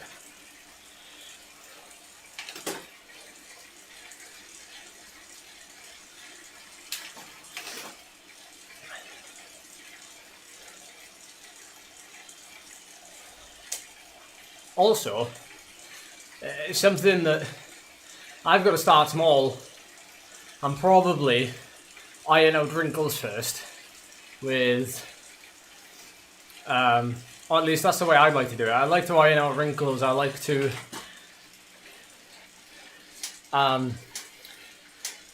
fix little issues that I have before I start doing anything like pulling huge weight off the ground.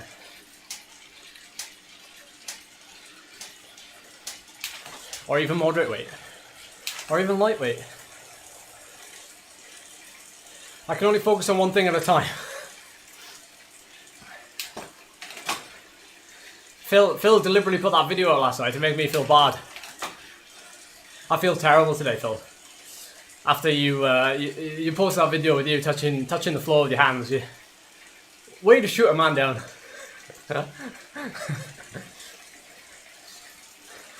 I'm joking, by the way, I'm joking.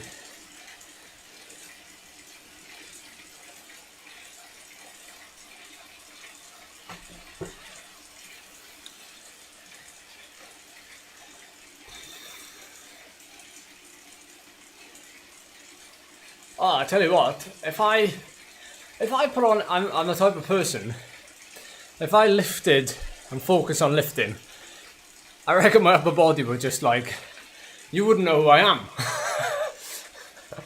It would change my whole like dimension. And once I get massive, obviously,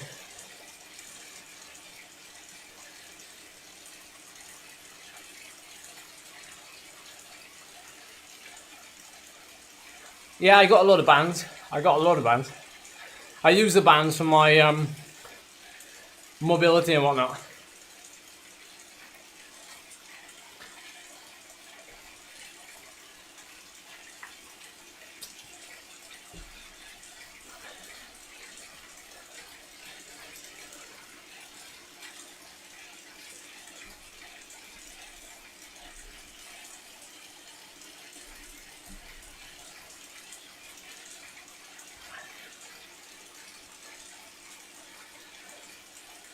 Eddie Hall is a YouTuber now, so I could do a collab with Eddie Hall, couldn't I?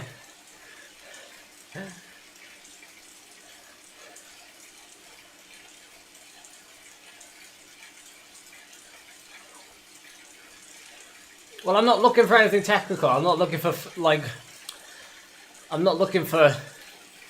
like you say there, Chris, like, because I know I know Chris is a certified expert on this subject, quite frankly.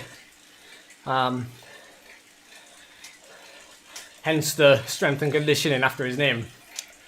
But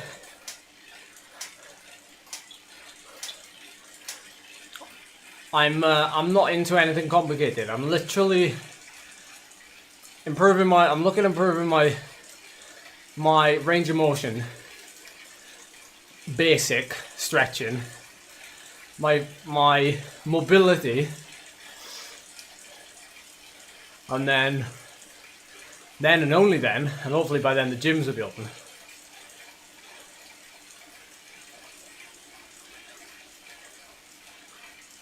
In fact, that's good motivation actually.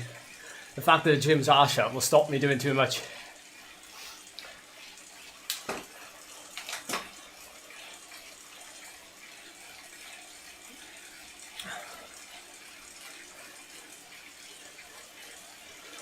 Yeah, I left that in the capable hands of Cycling Hub to try and get the speed plate pedals, but because the hill climb season was scrapped, for me, we didn't bother pursuing it. So 2021.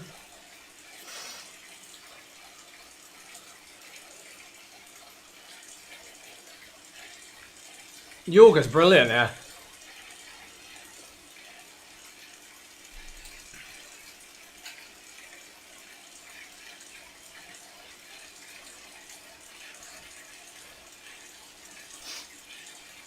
I mean, I'm not being... You know how I am. I'm straight, I'm honest. I'm not being thingy, I'm not being funny. But, you know, I'm already, hopefully, you know, when I go back to full fitness, I'm already knocking on the door for the best numbers I can ever produce. So, if I all of a sudden add in flexibility, etc., gym, etc., there's a lot of things to add to that already high workload that is the performance on the bike. So I can't just add everything all at once. I need to add it in due course and tick boxes on the way. So hopefully the performance will come back on the bike under its own steam, and then adding the other things in along the way will, well, it'll definitely make me more motivated, but it'll also probably be better for me in the long run, in a sense that I'm not like just jumping in and it'll just be a fad for a month or two, but something that I can maintain for the whole time, you know. Well, when I say for the whole time, I mean forever, basically.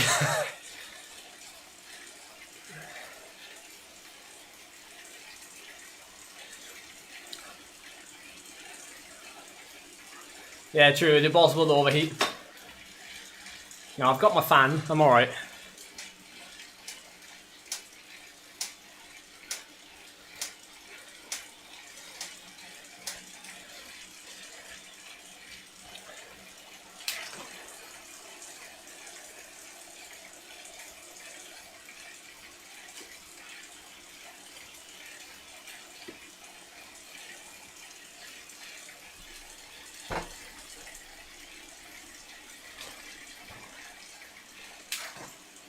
Yes, good habits, that is the key, isn't it?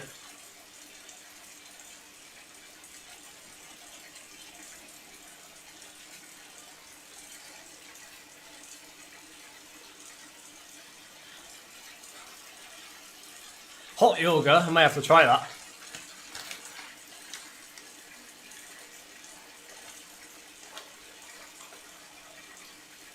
Yeah, we're nearly there.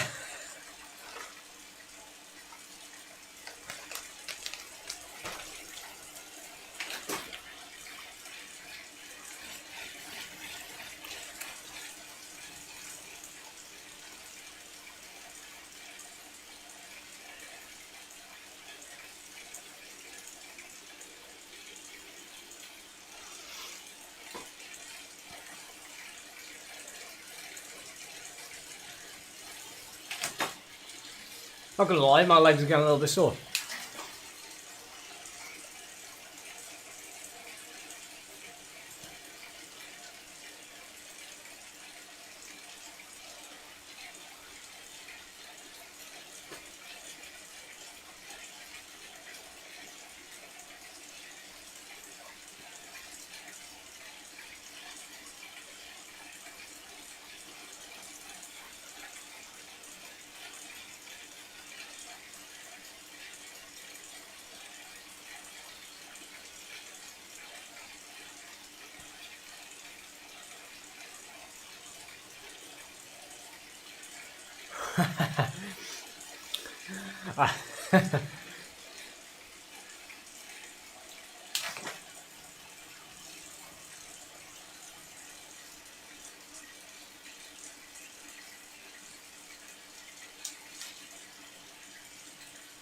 What's happening tomorrow?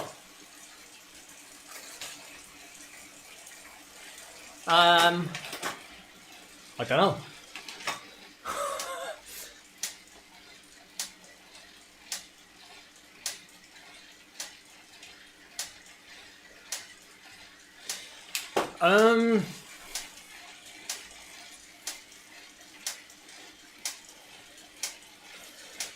Well, of all the cyclists I've been on a team with, and bearing in mind this is continental pro cycling, not world tour pro cycling, about one in every 7 riders stretch or focus on some sort of mobility.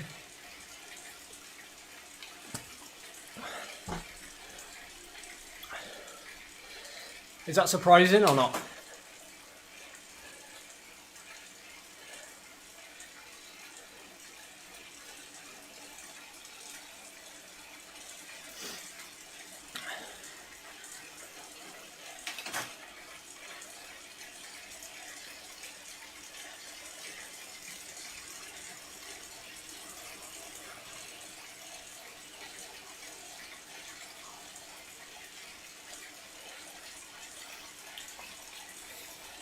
Really? You think that's surprising? That riders don't stretch?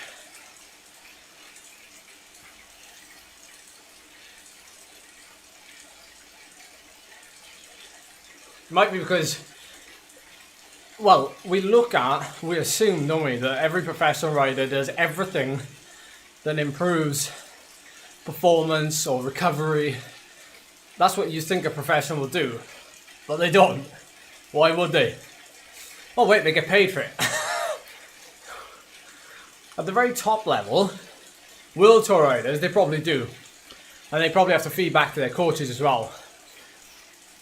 Like continental riders, you don't expect them to do that for the money they get paid.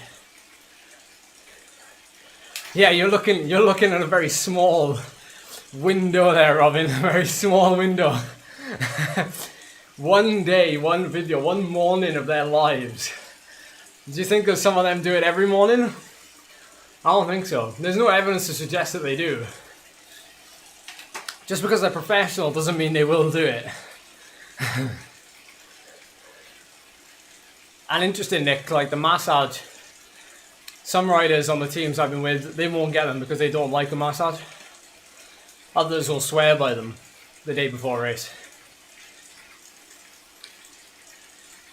I've seen those, Calvin. Yeah, I've seen those briefly. I can't speak for it. It's true though, Robin. It's true, like, yeah, it's.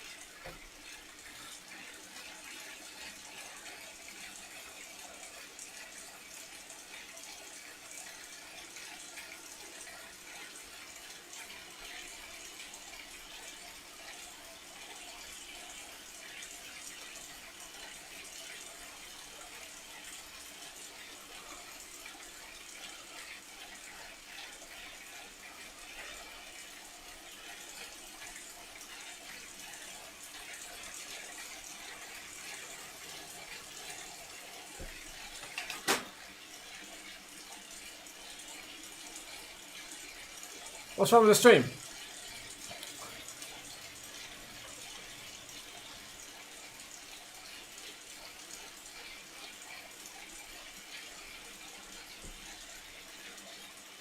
What happened?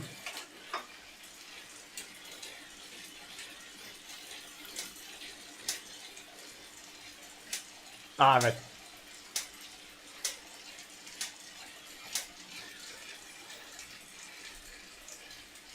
I did have a copyright strike, I don't know, about a year ago, and the source was from Play Sports Network, is it?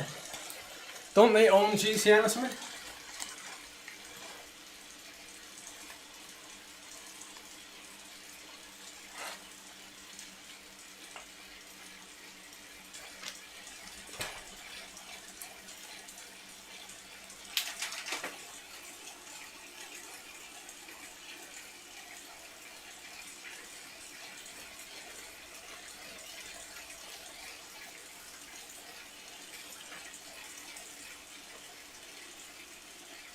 Maybe that's why they didn't include me in that.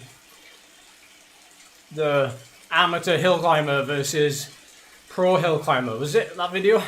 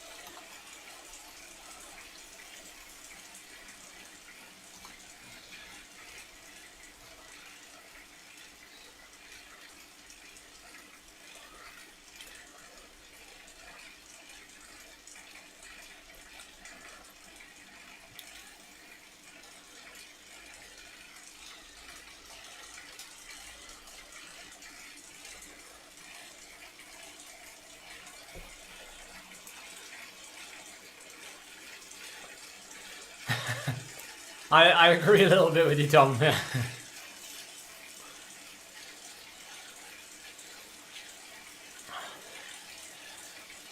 As Vegan Cyclist says, don't sell your soul.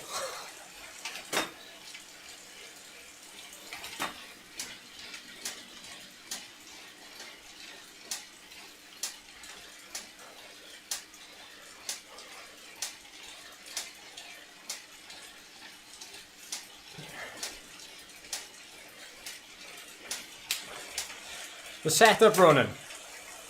Wasn't it just a basic Zoom call?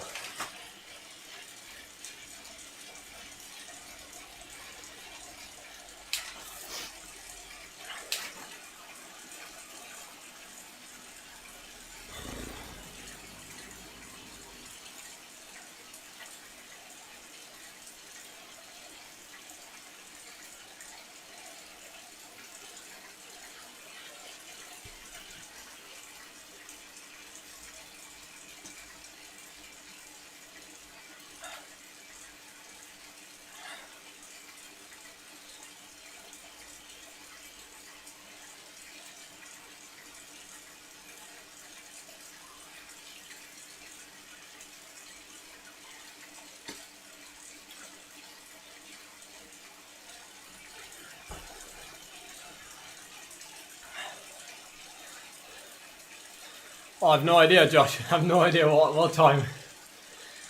I'm just going to go full ham. Full send. From the halfway point, just after the flat section, we'll go full send. There'll be lots of red in the graph, I'm sure. What's that, Tom?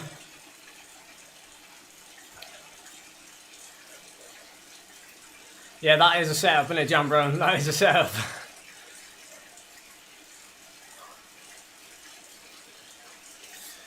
Oh, right, yeah, I know what you mean, Ronan. Yeah, I saw that, yeah. Well, back in the first lockdown at the start of this year, I don't know if you were following this channel then, the live streams, I had to get Charlie to stand on the back of the trainer when I was doing my sprint into the end of races. You can vouch for that, chat. And do you remember it? Remember that? Good times. That's considering I'm not a sprinter. someone like Chris McGlinchey. you know, they're going to be bouncing all over the place.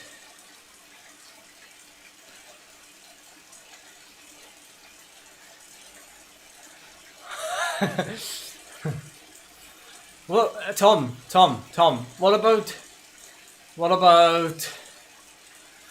what's the website? Squarespace. What about Squarespace, Tom? What about Squarespace?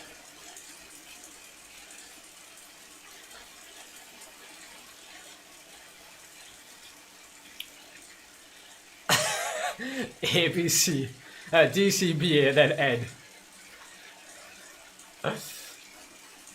Yeah, Melissa, my trainer was jumping because I didn't have like a sticky mat down. So I was just hopping all over the floor.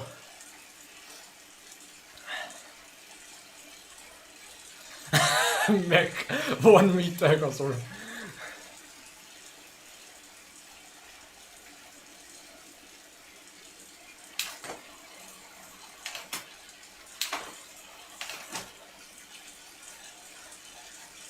How many laps is that, chat? I missed the lap board. 17. I mean, Tom. You've got to understand though why these people do it. Like, you know, brands want exposure, don't they? Like non-cycling brands as well want exposure. They want to come to influencers, and then the influencers need to earn money. You know, they need to make a living, or they need to pay. It's just like pro cycling. You know, we're paid so little. It's the same with YouTube. Like, you're paid so little in terms of monetization with the ads, that, you know, you have to make like some living somewhere. So, you know, nearly everybody who has a big following on YouTube has some sort of, you know, things like channel sponsor, or, you know, a one-off paid promotion so that they can pay the bills. A lot of these people obviously don't work as well, or they don't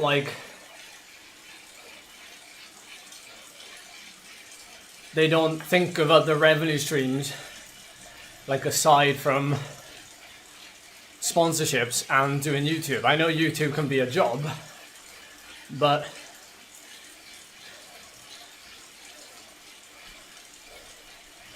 you know, you can do lots of things and still like be a YouTuber and, you know, earn decent money from it. Like I get, well, okay, here's some transparency for you, which you love all the time, don't you? So, please don't resist what?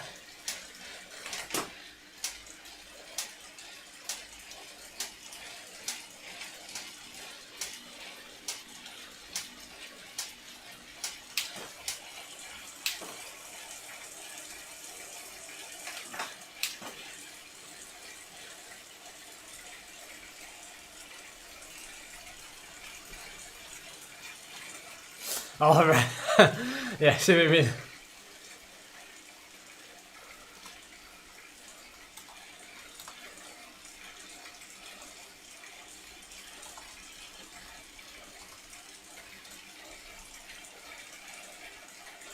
I didn't mean to make a Volcano joke there. So, you know, up until March, my YouTube revenue, so that's from ads and like super chat. So if like any of you donated in the super chat, like £5 or whatever, that's counted towards it. So my revenue prior to March this year was like, Scott, are you here? I can't remember what I told you. Was it like £30 a month? Or something like that? It was about £1 a day, roughly. I think. So I was getting about £30 a month. After the Alp to Zwift thing, you all started watching, you all started supporting, people started to get on and enjoy like what I was doing. The year was pretty crap.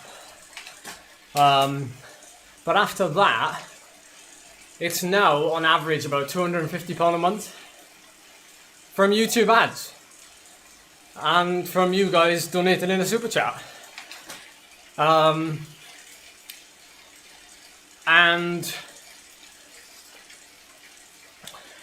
it's obviously gone downhill the last 2 months, so it fluctuates massively depending on obviously, you know, what you know, the content you put out, how many people watch it, you know, not to go down a rabbit hole. But that pays for our food shop. You know, that pays for our food shop. And then the coaching that I do pays for, you know, the rent, pays for bills. And, you know, I save a little bit so that we can fly to Mallorca and do a 1 week training camp. So, you know, it goes to show that the YouTube thing doesn't have to be. That's why people ask me like, oh, you should have 30,000 subscribers, you should have 50,000 subscribers. You should, you know, I'll let it grow naturally. You know, if it grows, it grows. If I stay at 9,000 subscribers for the next 4 years, it doesn't matter. Yeah, definitely, Robin, definitely. So I think that's the way I look at it anyway. I look at it as just I look at it as pocket money, because this is something that I enjoy doing. And I'll do lots of it because I enjoy doing it. So it doesn't, you know.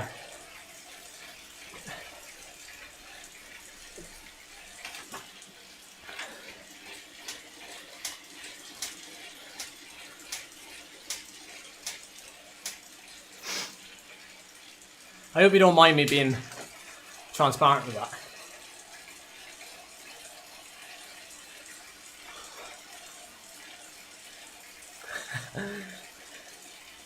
Well, this is it, isn't it? Like, you say that, Michael, but like, a combined, so me, Scott and Phil, you know, we set up a training camp, for example. Our combinedness of all of us could indeed set up a training camp where, you know, it might be all catered by us. You know, our YouTube revenue might pay for all the food that you get served at the training camp. You know, you might have to pay for the flights and the accommodation or whatever, but then every food shop that we do into the house, you know, say if there's like 15 of us there, you know, that revenue could be put aside to pay for all the food, you know. And of course, on the last day, we'd have to go to a restaurant and have a filthy pizza. Vegan, of course.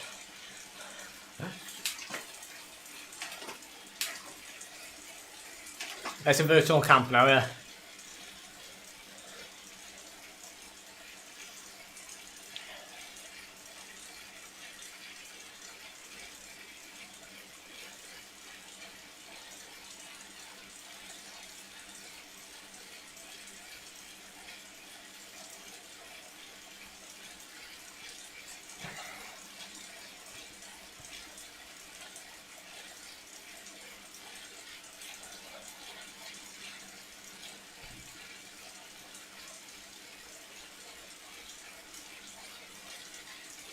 I think it's 70%. I think it's 70%. So they take 30%, I think Google do, for a super chat. Well, we'll have to come to New Zealand then, won't we, Melissa? We'll have to come to New Zealand.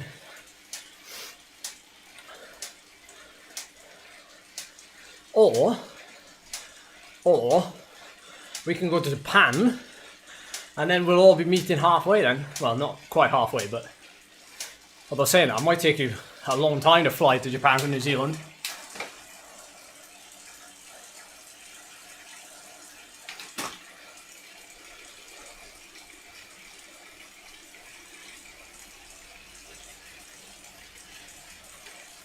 Is Sanders copying my music?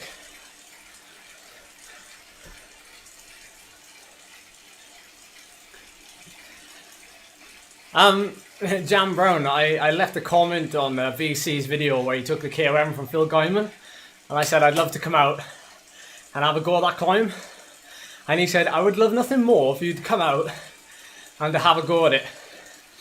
So VC has laid down a challenge there, hasn't he? I've just got to get there now.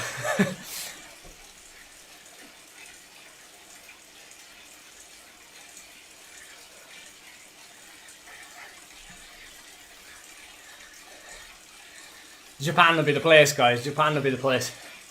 I'll have to hook up with the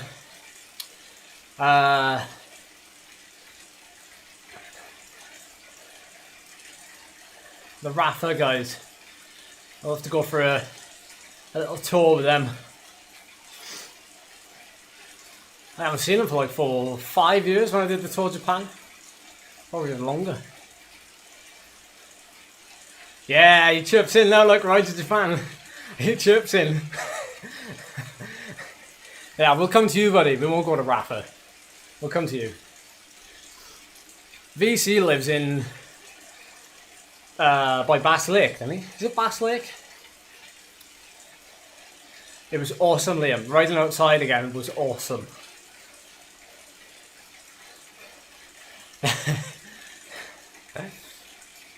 Bass Lake is like Cali. You live in California?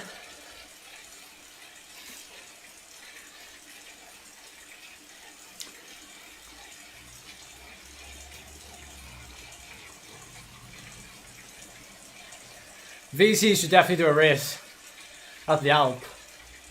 I was in the last one though. Do you remember when Cam and VC did that race? I was there with Cam. I rode with Cam for the majority of the climb.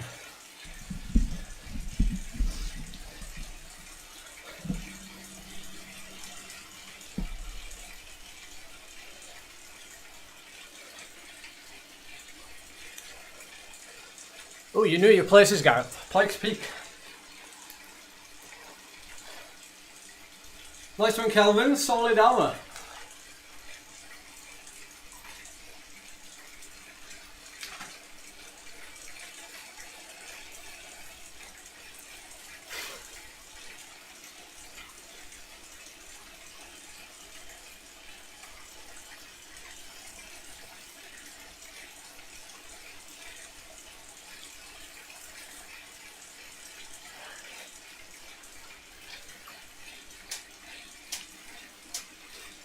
Nah, I wasn't quite zone 2, Michael.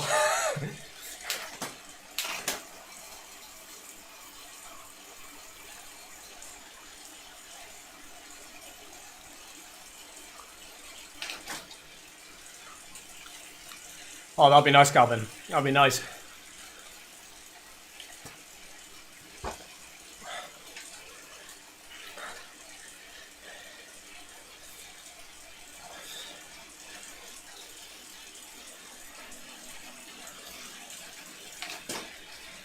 Oh, it depends what you're training for, Liam. But also, 85% in zone 2 is an awful lot of time.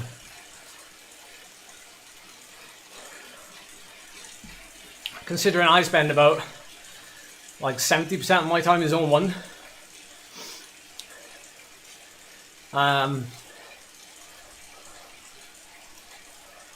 No, not even 70. It's like 40, 50 in zone 1, then 40 in zone 2, 30 in zone 3, 20 in zone 4. Ah, you overslept.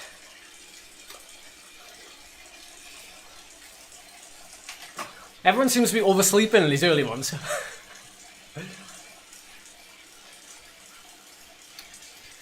Yeah, that would be interesting actually, wouldn't it, Michael?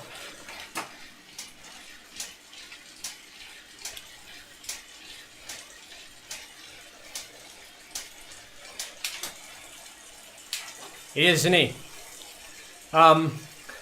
Who's the dude? Is it Chad? Is it Chad who races on the same team? He's flying as well. Or was it Ched? Chad. Ched.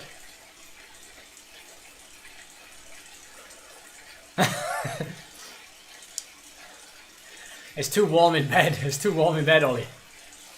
It's lovely. Chaz, that's the one. Chaz.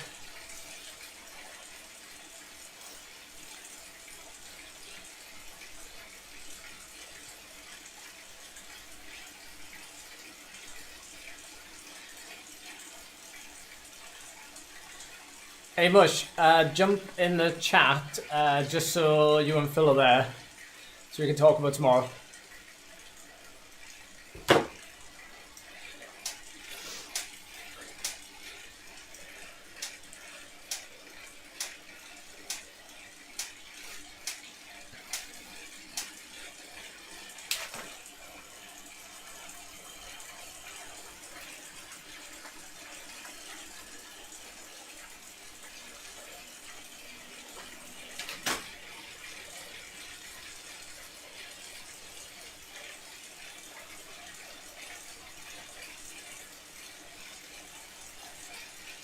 Morning, James. How are you?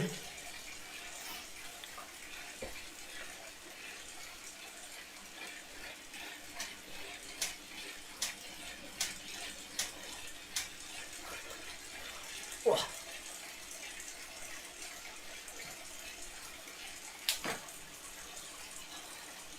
Get ready, Lee.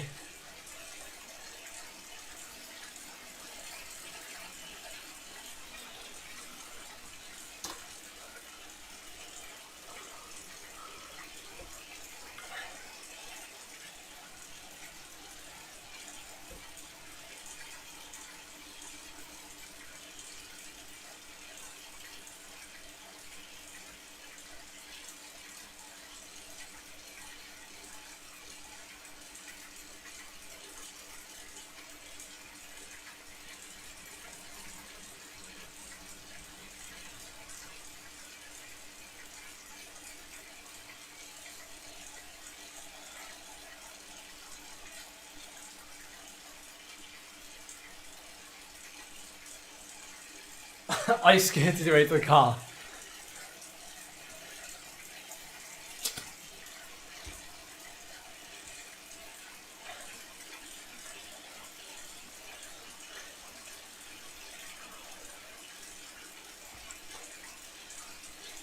Are you riding indoors or outdoors, Josh?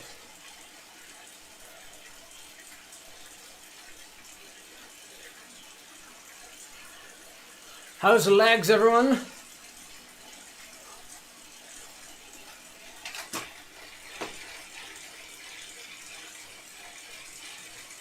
Oh.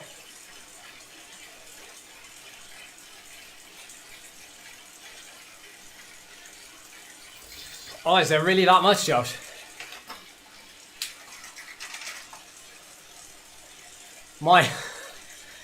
Yeah. My legs are a little bit sore now.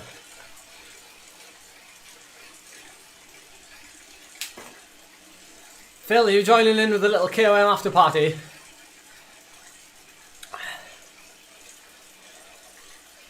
We're not doing the whole volcano, just the top section.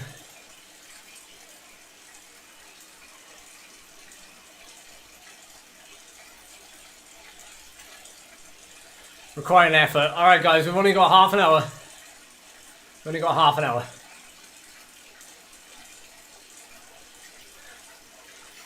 Whoa, 5 centimeters.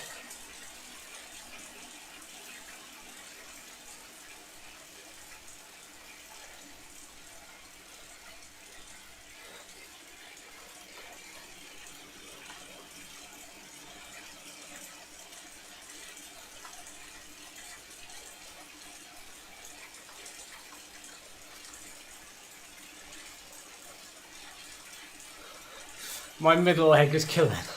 Ah. Yeah, there will be a fatigue dead after party. Fatigued.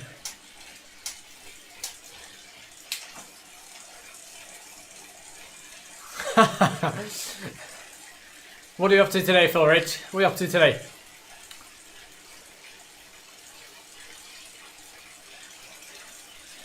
We are getting fast now. We're getting down to a 6-minute lap. I'm definitely noticing it because I'm starting to drop off the back a couple of times because I'm not concentrating.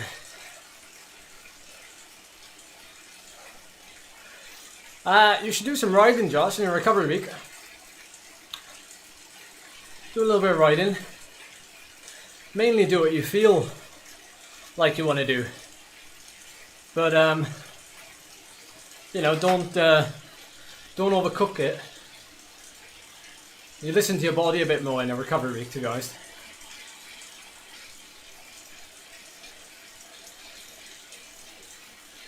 Oh yeah, 3 hours of that. Solid, Phil, solid. Well done.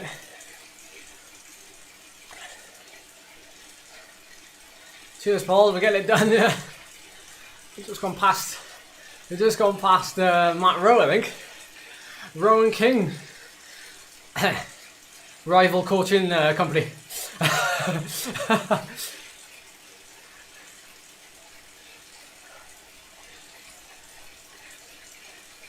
Nice one, Mick. Oh my word, look at all these Rowan King riders. See you later. Thanks for coming.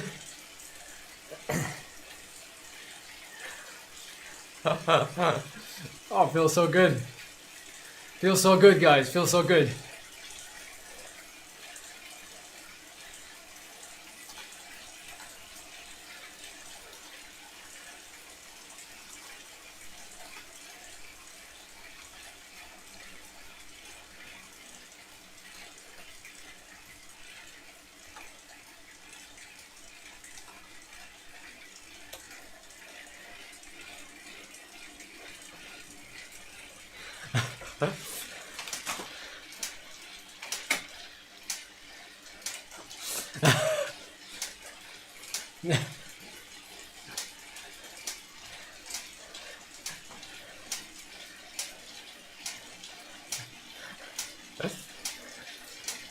Stay in the group, everyone.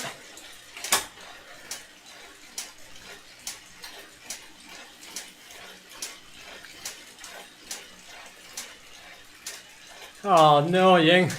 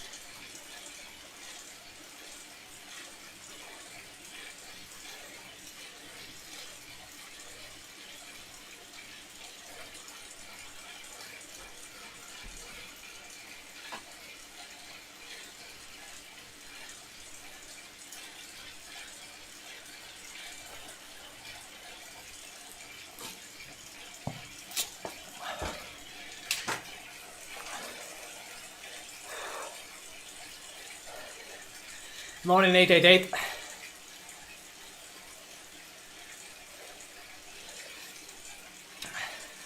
Come on, Chris. You're in front of me, so you must be doing alright.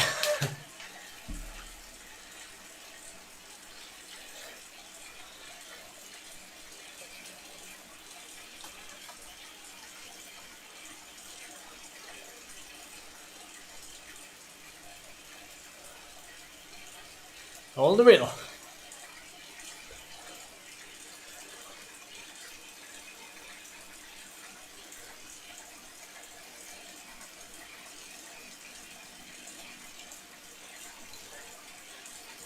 Finish strong.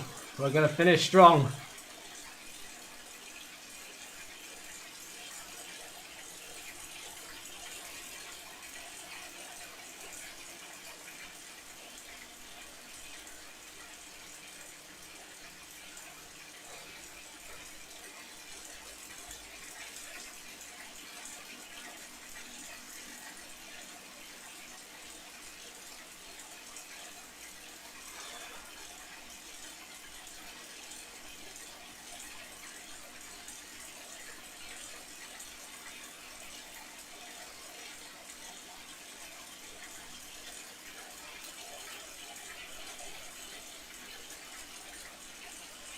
Pay attention on these little bugs.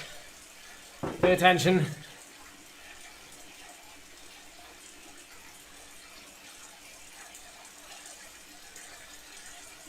Understood, Agnes, understood. We're nearly there now, guys. We're nearly there. 17k, we got this.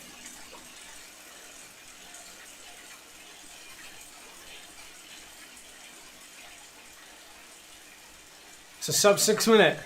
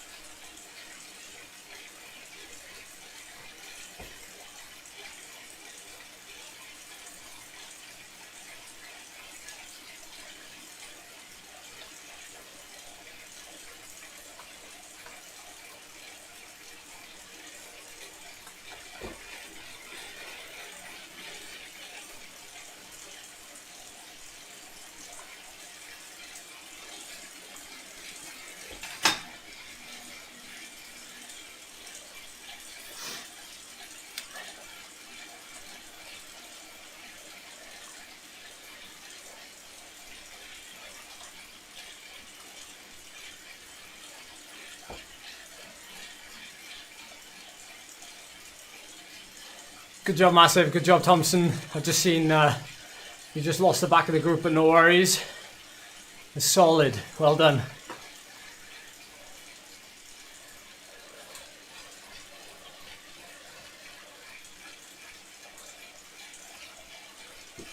Thank you, Agnes. Thank you.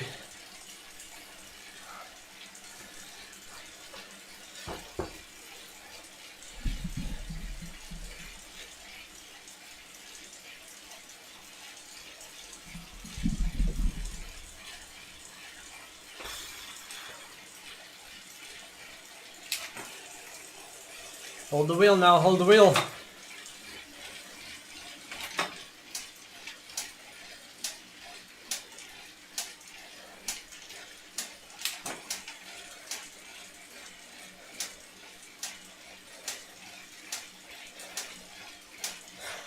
The flamethrower.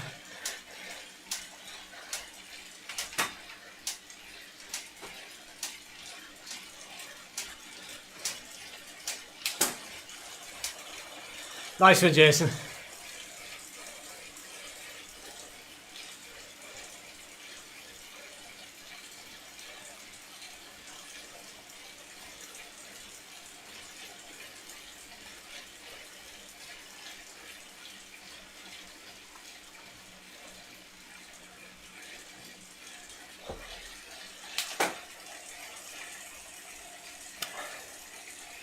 Yeah, try your best to concentrate.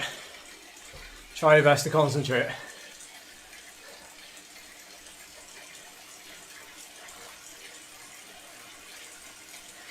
A GLT jersey indeed.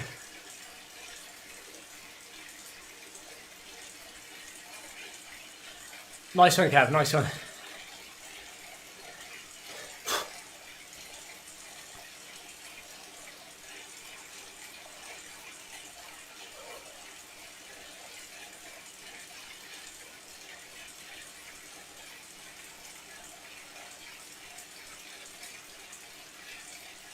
David, we're not quite decided what's on for tomorrow yet, because of today's a bigger mileage now, so tomorrow we won't need as much mileage, so we'll have to make the calculation, as Sean Kelly says at the end.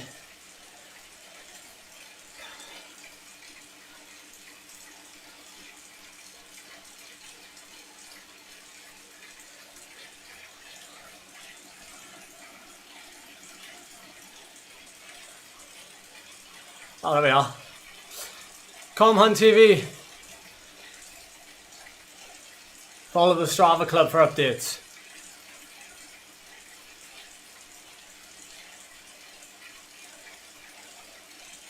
Happy days. Pinned you, Scott. I pinned you. I pinned you down. No, I haven't got this good on. I haven't got this good on. Yes, it will likely be the morning, David, yeah. Who doesn't like the GLT jersey? To be honest, I prefer the Rapha Condo GLT rather than the GLT Condo with pedal.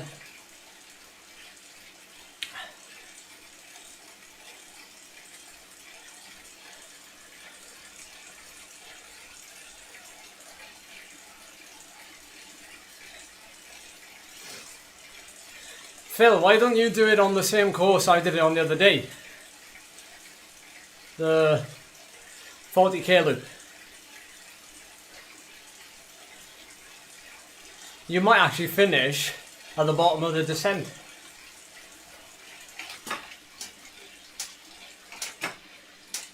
We might be doing a double day tomorrow then. If Phil takes the morning. Would you rather that, everyone?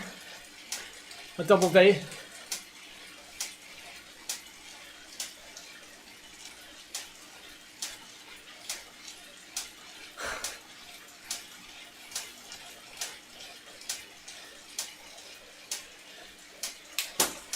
I think I might do that as well, 2 bridges.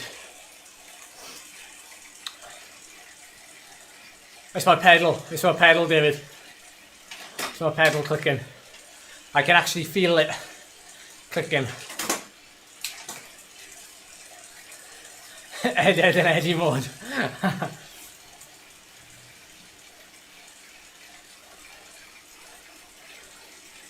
I shouldn't have these pedals on, to be honest, because they're my Tickr pedals and they're more expensive than my cheapy 105 ones.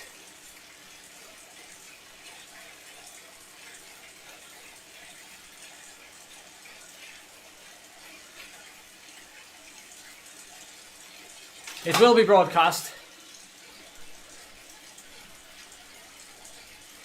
Oh my word, how is this going so quick?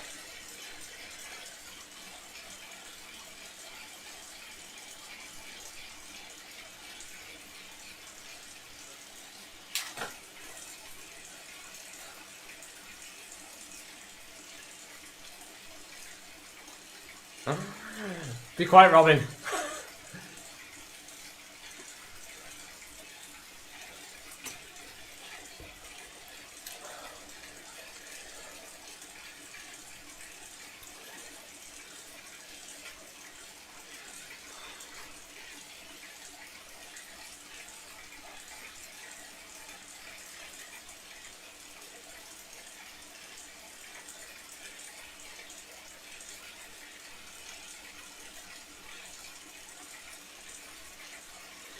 Cheers, Josh. It's definitely flown by.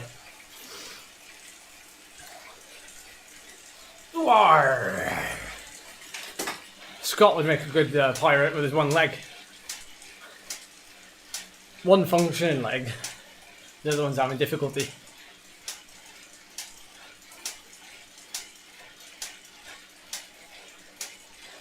Ooh, team time trial. Nice.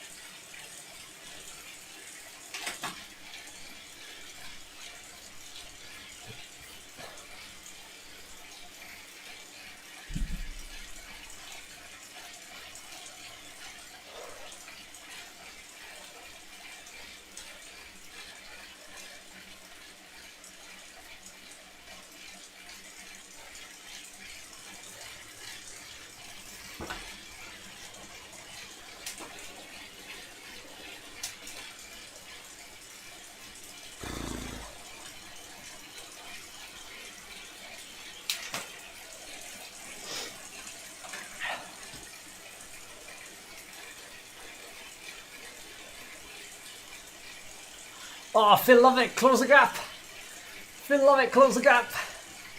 5 watts per kilo from Mr. Phil Lovett. He's having to burn a match, but he's pulling the group back. Go on, Phil.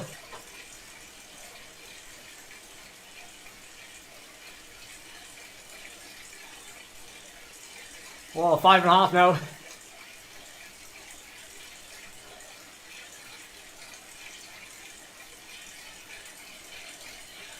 Nice one, Phil.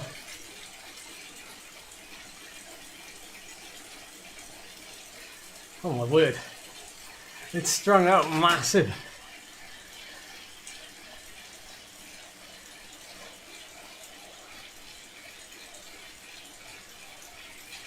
$10K to go.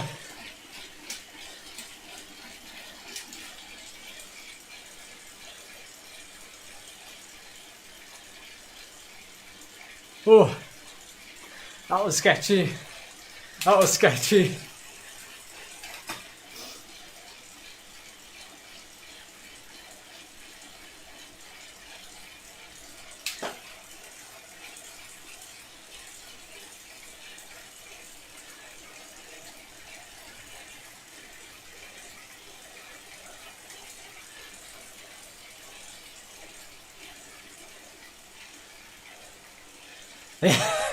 The flags have indeed been pulled.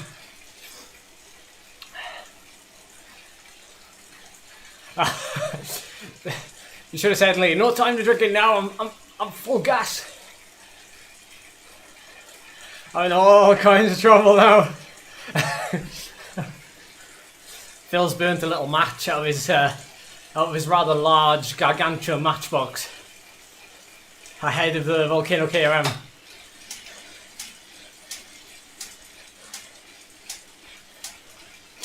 5:42 lap.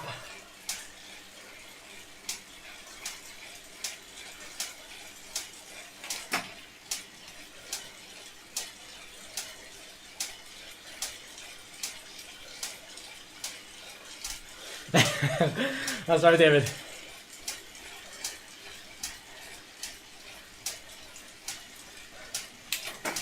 Oh, oh crikey. That was 7 seconds quicker.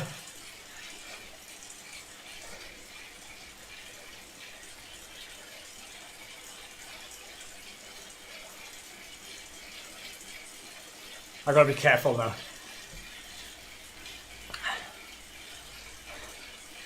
Because I'm doing too much typing and multitasking at the same time.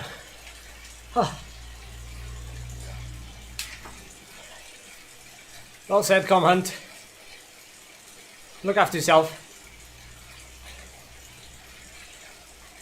Nice one, Norman. Hello all. I hope we're providing some entertainment here.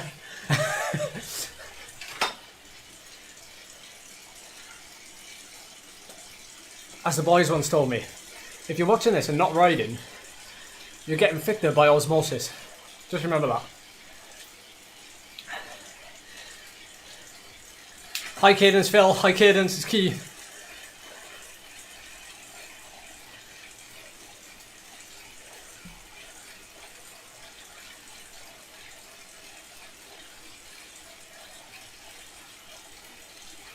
Oh. Hold the wheel, Brown. Oop. Oh, that was a pace runner there.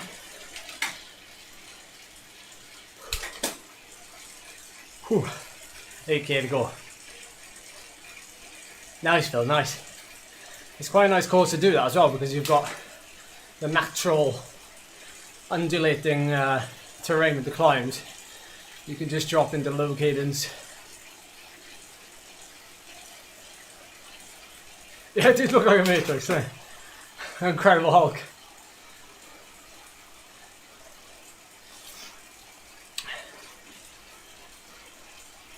I can see 5 watt per kilo from some people up here.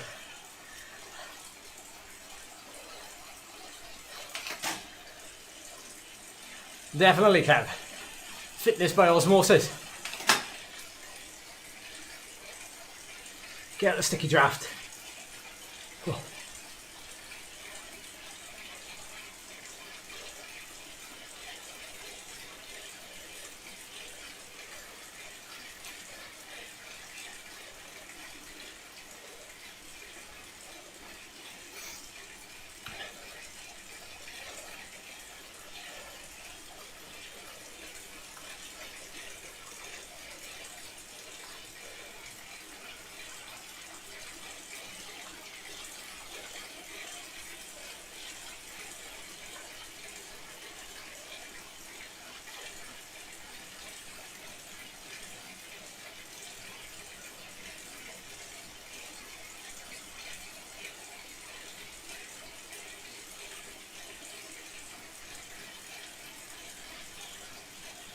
Where's my mouse gone?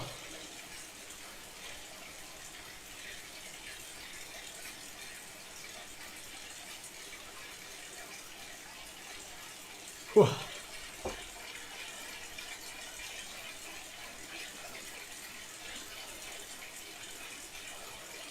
It is getting faster, isn't it? Sticky draft, Chris, is where you get stuck behind somebody.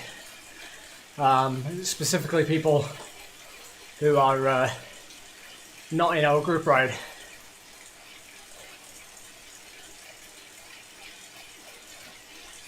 See how I'm getting caught behind because I'm at the back.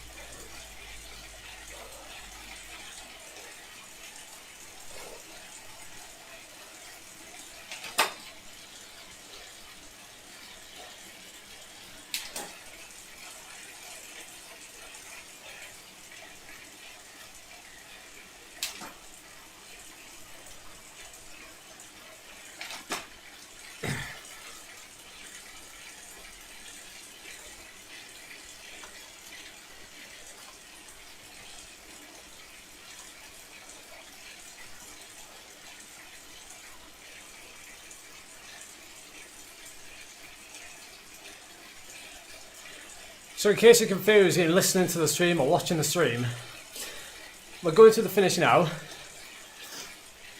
And we'll have one lap to go when we go through here now. No worries, Steve. So we'll do another lap now, and that'll be the last lap. And after crossing the finish, we'll all be exited out of the meetup. So you're going to have to try and stay with the blob and then navigate to the bottom of the volcano, and then we're going to hit the climb.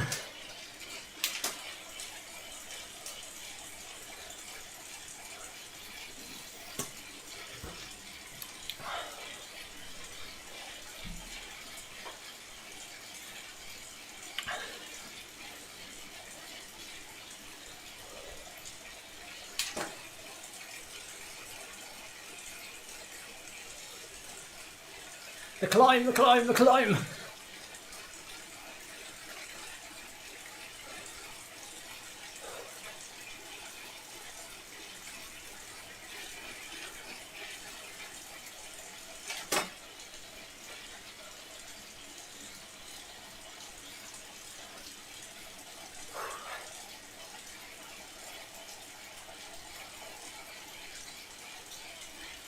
Yeah, I agree, Paul, actually. Yeah, sticky draft at low speeds on a climb.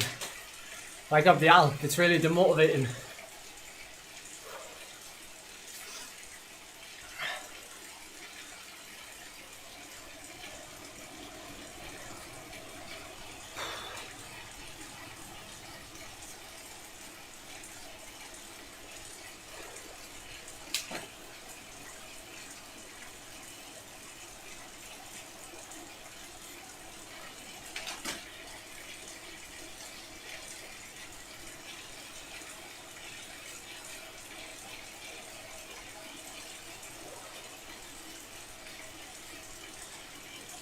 Nice one, Mr. Spencer.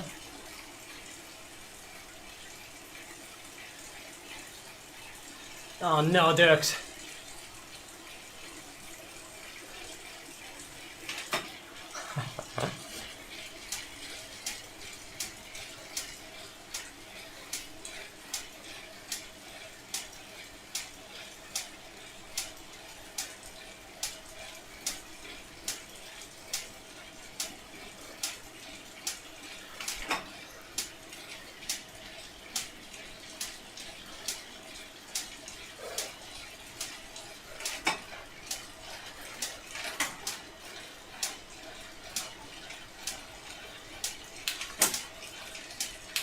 It's awesome actually that we're all still staying together. Considering how hard we're going so late in the ride, like.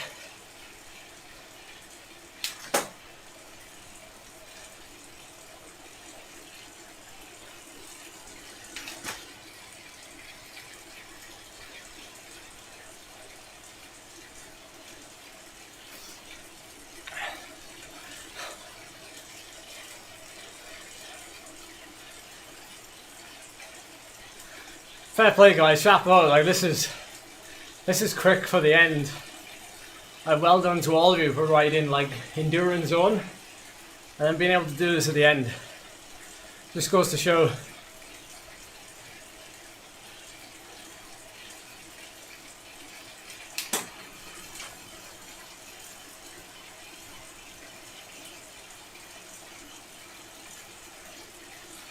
Hey Chris, it doesn't matter, buddy. It doesn't matter. We just get a little bit further and a little bit further. Just like out in the real world.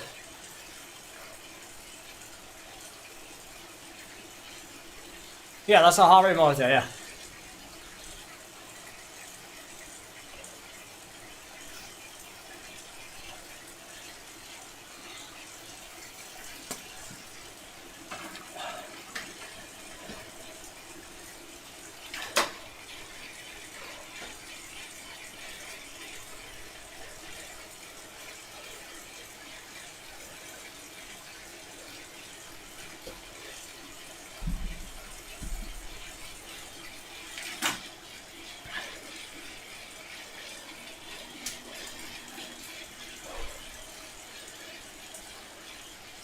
Yeah, it's called the Tickr Fit.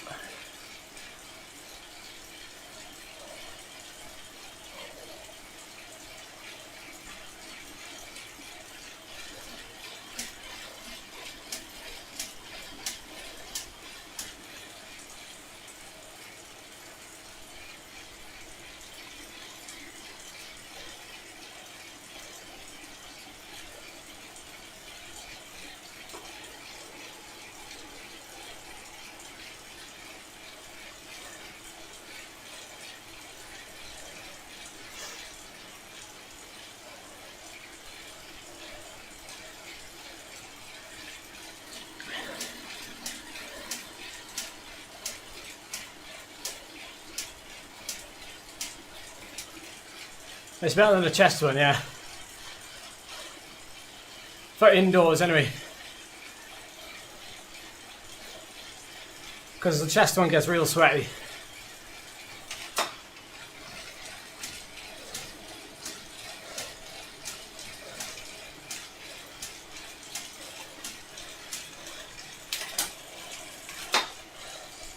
We did it!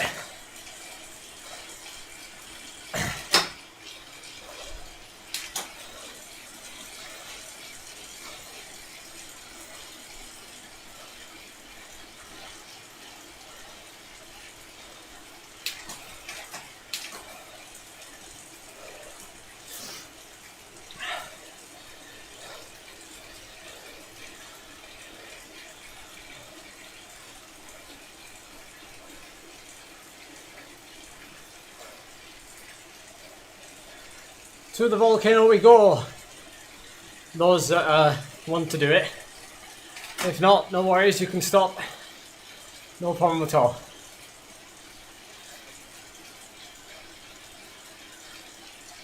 Nice one, everyone, nice one. Cracking. Good job.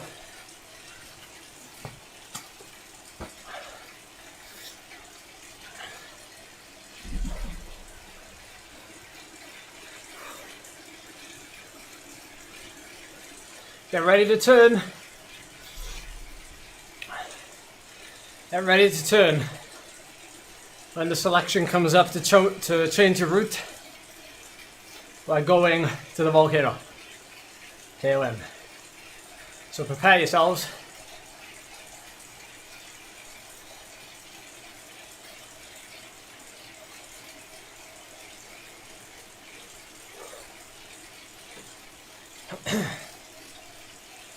Get ready.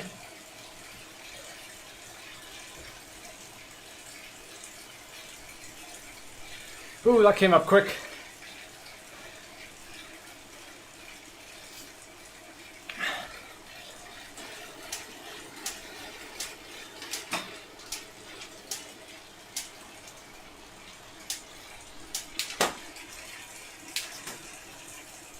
Cheers, Phil.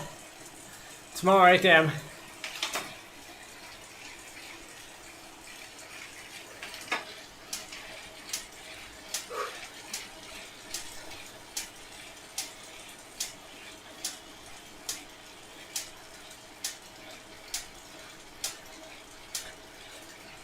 Well done, David.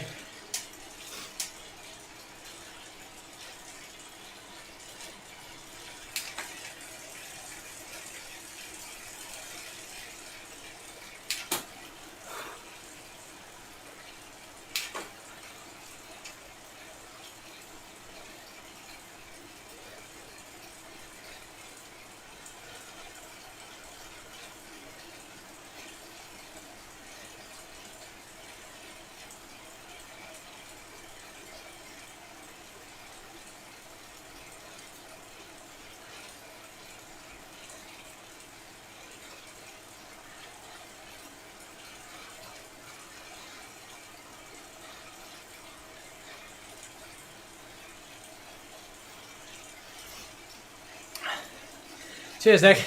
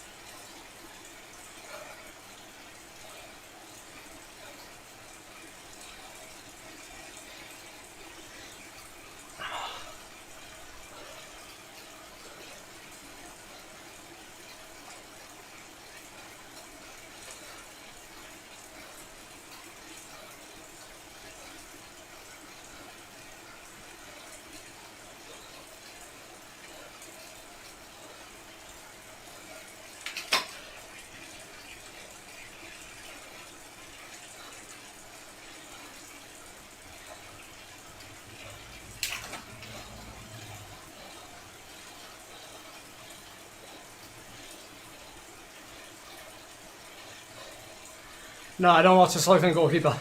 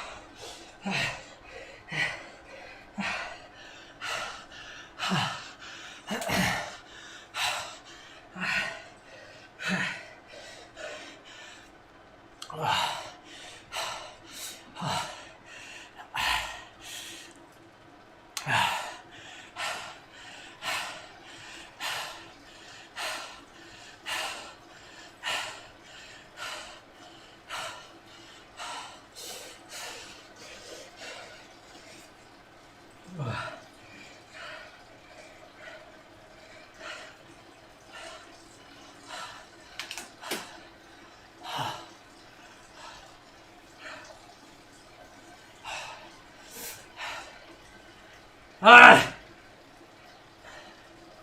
Fucking fitness. Fitness is such a precious thing, guys. Such a precious thing.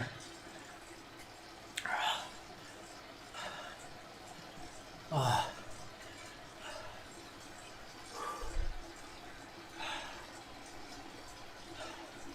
That's what happens when you take all the time off, everyone. I'm not angry. I'm not angry. I'm just like frustrated at the level of fitness. It's like I felt brilliant, but my legs, not my legs, my cardiovascular system just expired. So I had no wriggle room. I had no wriggle room as in like, but you won't manage to do that ever again, Robin, unfortunately.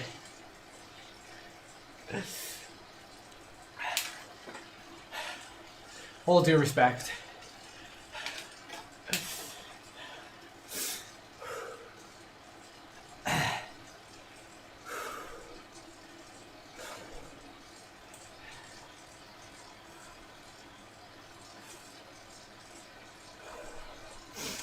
I want to do these things for you guys to learn and to see. Yeah, that's right. Yeah, enjoy it while it lasts. Because we all go to those places where we are at rock bottom, like me, and it's hard to come out of that. And I'm just showing you like how many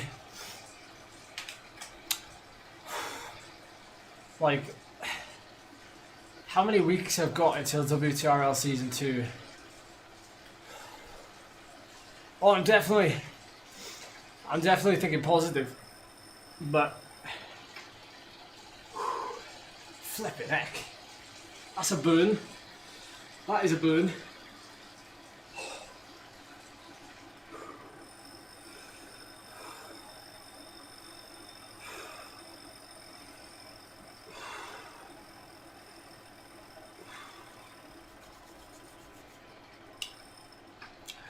I don't think my heart rate was reading correctly at the end. You see how it rises, it ramps up. I don't think that's necessarily true. But doesn't detract from the fact that we've done a good ride today. We've completed the badge.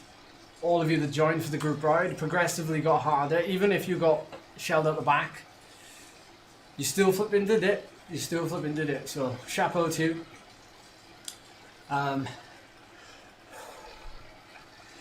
Oh, don't worry, Melissa. I am being kind to myself.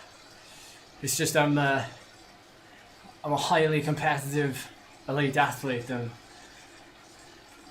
that's the biggest struggle. I don't think 190 was correct.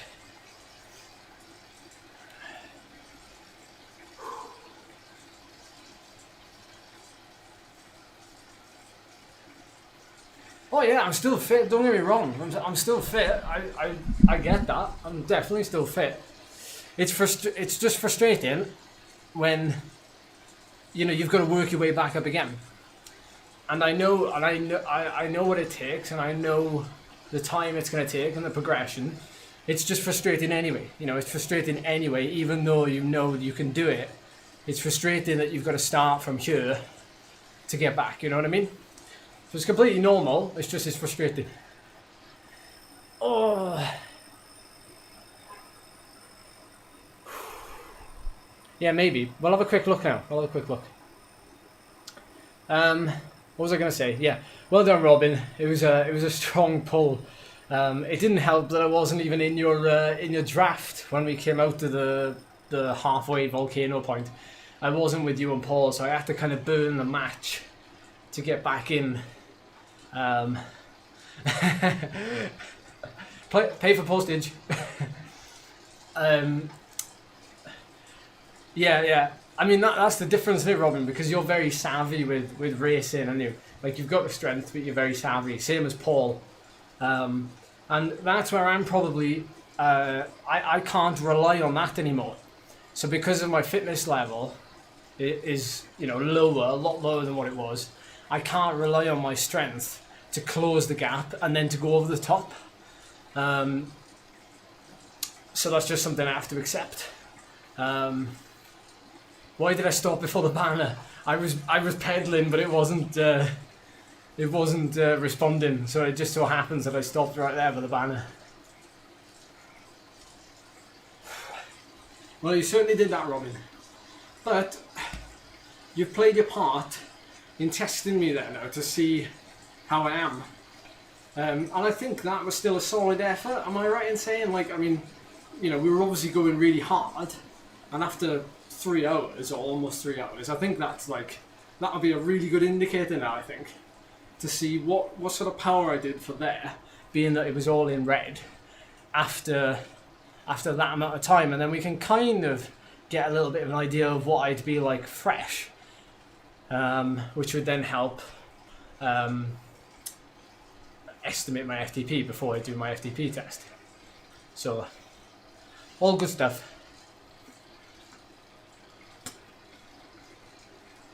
Oh. All good stuff. I know I used my power up. I had to use my power up to get back on. And I knew, you probably saw that was the end there. That I probably wasn't going to do anything. The fact that I had to use the power up to get back on,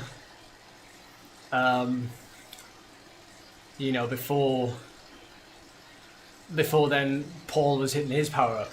But thankfully, and I'll take it as a little bit of a win, Paul didn't pull away when he hit the arrow, when he hit the feather. I mean, he did at the end, but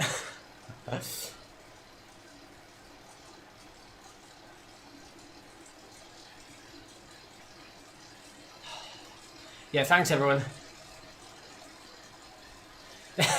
Thanks, Robin. I'm an absolute useless rider at racecraft.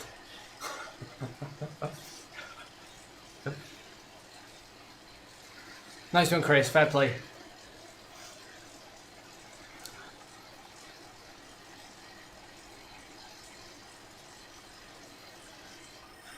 Oh. I don't know, Kev. Well, Paul and Robin are A riders, yeah. I know that for sure. Let's see if my heart rate comes down now.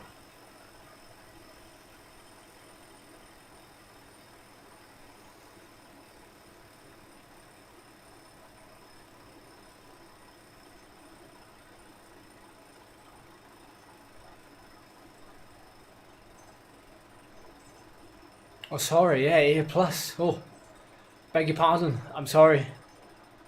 I'm genuinely sorry. I thought I don't know why. For some reason, I thought there's no A plus. There's just A is the highest. I keep forgetting about A plus.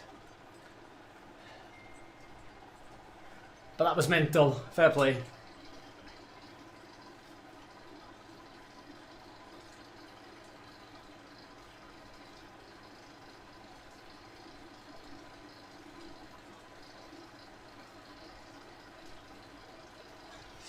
Anyway, I hope you enjoyed.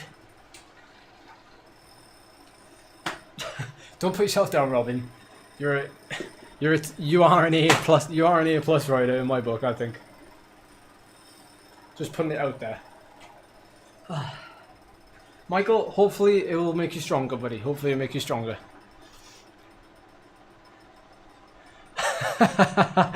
When you get to my age, yeah, it takes a whole season to get fit and 2 pints to lose it. I think most of us can relate to that from Nick.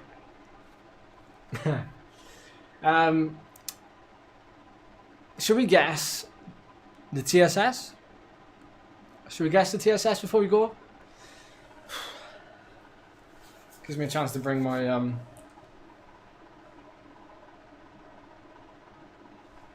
hey, 5k to go. Another one in the bank. We're all getting fitter. Oh, flipping heck. Good guess that. Anywhere around 100 is a good guess. Well, probably slightly over 100, but yeah. With that effort at the end. It's difficult to show, actually. It's a difficult one. Even I'm having trouble thinking what I think it would be.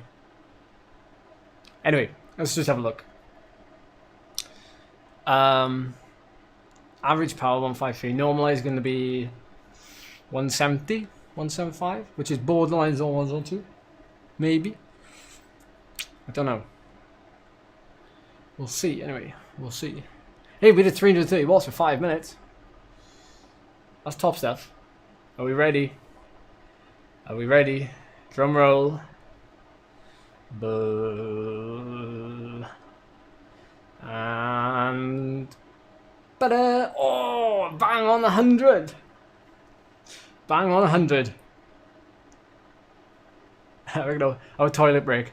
What I would say is that 195 beats a minute, I think that's a blip. You can see the little red bit there where the heart rate just flies up. I don't think that's right.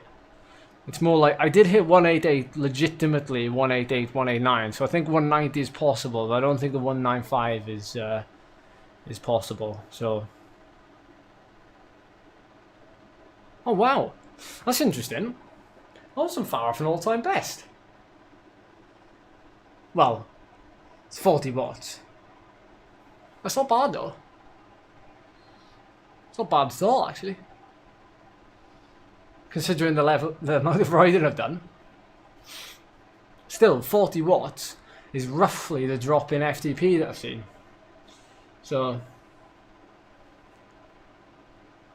yeah, I don't know. Interesting one, interesting one. But thank you guys for pushing me. In the end, there, you got that out of me. That's for sure.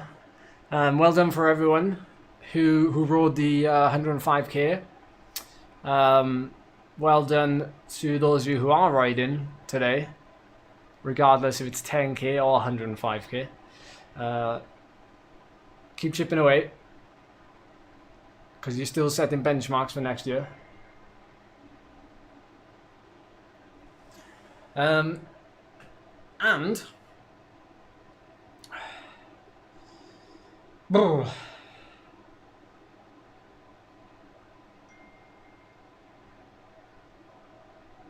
it might be we might be doing a double day tomorrow. We don't know. Phil might be doing the morning stream tomorrow. Well, he is doing the morning stream tomorrow at 8 AM usual time for Mr. Lovett, and then I'll be well, I don't know. We'll chat about it. Everything's on the Strava Club, the Back Pedal Strava Club. If you need to see anything, so yeah, you'll be able to keep up to date there. Check there, you know, late this evening, and you'll get the update for tomorrow. So,